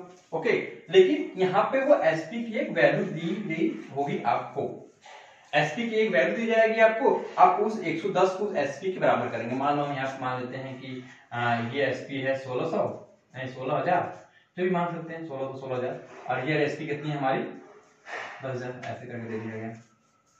ओके, ये दे दिया उसने कि एक वस्तु की जो एसपी इतना है तो 10% प्रॉफिट में हो रहा है, एक की एसपी इतना है तो 20% लॉस हो रहा है, तो क्या है सीपी निकालो। तो आप कहेंगे एसपी तो 110 नहीं 1600 है, ये ऐसे यहां से आप एक की वैल्यू निकालेंगे, जब एक की वैल्यू आपकी निकल जाएगी तो आराम से सीखिए 100 की वैल्यू निकालेंगे यहां से आप इंटू 100, ये रहा, ये आ गया क्या, इसका सीपी आ गया, पहले वाले उसको सीपी आ गया। अब सेकेंड का सीपी निकालते हैं, लॉस हो रहा है, सीपी हमेशा 100 मानते हैं हम, एसपी अगर लॉस हो रहा है तो 80 होना चाहिए था, पर एक्चुअली में वो 80 ना होकर कितना है 110,000 है। यहाँ से 1 की वैल्यू आप फाइंड कर लेंगे, कितनी आ जाएगी 10,000 डिवाइड बाई 80, और यहाँ से जो भी आएगा आपका कि यहाँ आप 100 की वैल्यू निकाल लेंगे बहुत ही आराम से, टू 100। तो ये रहा हमारा एक लास्ट जो था टॉपिक सीपीएसपी का। तो जनरली सीपीएसपी से इतने ही टाइप के सवाल पूछे जाते हैं और बाकी जो भी हैं यहाँ पे डिटेल वीडियो में अच्छे से एक एक चीज समझा कर बताएंगे, और एक क्वेश्चन लगाने का एक ही तरीका नहीं 4 से 5 तरीका होता है, आपको हर एक टाइप बताया जाएगा। पर ज्यादा अच्छा होता है कि आप एक ही टॉपिक पर ज्यादा प्रैक्टिस कीजिए ताकि आपकी जो उस पर स्पीड हो लगाने की वो तेज हो जाए। तो फ्रेंड्स व्हाइट बोर्ड पे लिखने का ज्यादा एक्सपीरियंस नहीं है, सो राइटिंग थोड़ी अच्छी नहीं बन रही होगी। हाँ, तो मैं कह रहा था कि राइटिंग जो थोड़ा एडजस्ट कर लीजिएगा आप लोग, और थोड़ा क्वालिटी में भी आप थोड़ा एडजस्ट कर लीजिएगा, क्योंकि क्वालिटी काफी अच्छी अगर नहीं दिख रही होगी तो आप थोड़ा सा 360 या 240 में देखिएगा, बहुत अच्छी क्वालिटी दिखेगी आपको। हम अपनी तरफ से पूरा बेस्ट कर रहे हैं कि आपको ज्यादा से ज्यादा अच्छा प्रोवाइड करें, बाकी आप अपने सुझाव दे सकते हैं कि और क्या करें ताकि आपको और अच्छा दिखे और हम अपनी चीजों को अच्छे से आप तक पहुंचा पाए। तो हम लोग जल्द ही अगले महीने या फरवरी से ही एक मैथ स्पेशल कोर्स लेकर आने वाले हैं, इसमें जितने भी आने वाले एग्जाम जैसे आईएएफ हो गया, वाई ग्रुप और आईसीडी इंडियन कोस्ट गार्ड और नेवी और एसएससी सीटीएसएल, और उसके बाद जो यूपी कांस्टेबल यूपीएसआई जितने भी होते हैं और स्टेट लेवल के एग्जाम जो होते हैं, सबसे इंपॉर्टेंट ग्रुप डी और एनटीपीसी का भी तो चल ही रहा है पेपर, तो एनटीपीसी वाला तो रामबाण रहेगा, अगर अच्छे से पढ़ने हर टॉपिक पे हम आपको एक फंडामेंटल बताया देंगे उसका बेसिक क्या है उसके बाद आप देखेंगे कि आप किसी भी सब्जेक्ट का या किसी भी टॉपिक का अगर आप फंडामेंटल जान जाते हैं कि उसका बेसिक कहाँ से है और चीजें कैसे बन रही हैं, तो आपको किसी फार्मूले को रटने की जरूरत नहीं। हाँ, आपको मेंसुरेशन पढ़ाएंगे, हम आपको एक भी फार्मूला रटाएंगे नहीं। अभी तक हम लोग मेंसुरेशन सवाल सॉल्व क्यों नहीं कर पाते हैं? क्योंकि हमने सवाल के जो फॉर्मूले रटे हुए हैं, अगर वो क्वेश्चन की लैंग्वेज घुमाता है तो हम उसमें घूम जाते हैं, पता नहीं कर पाते हैं कि इसमें हम कौन सा फॉर्मूला यूज करें। डायरेक्ट अगर वो पूछे बस छोटे लेवल के एग्जाम में डायरेक्ट कि आयतन बताओ, क्षेत्रफल बताओ, ये बताओ, ये बताओ, तो हम आराम से अपने फॉर्मूले का यूज कर लेते हैं उसको।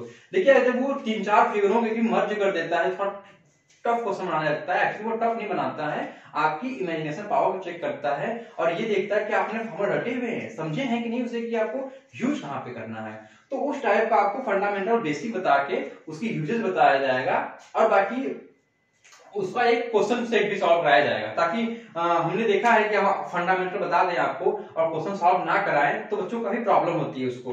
तो हम कोशिश करेंगे कुछ क्वेश्चंस भी आपको यहाँ पे डिस्कस करते जाएं। तो एक अभी पढ़ा है हमने आपको, अगले दिन नेक्स्ट डे उसका क्या हो जाएगा, क्वेश्चन डिस्कस हो जाएगा, ताकि आपके जो डाउट्स हों वो क्वेश्चन से क्लियर हो जाए। क्योंकि बहुत जो होते हैं बेसिक से जो बहुत सारे ऐसे चीजें होती हैं जो हम जब प्रैक्टिस करते हैं, सवाल में यूज करते हैं उसका, तो उसको बहुत अच्छे से वो हमें समझ में आ जाती हैं।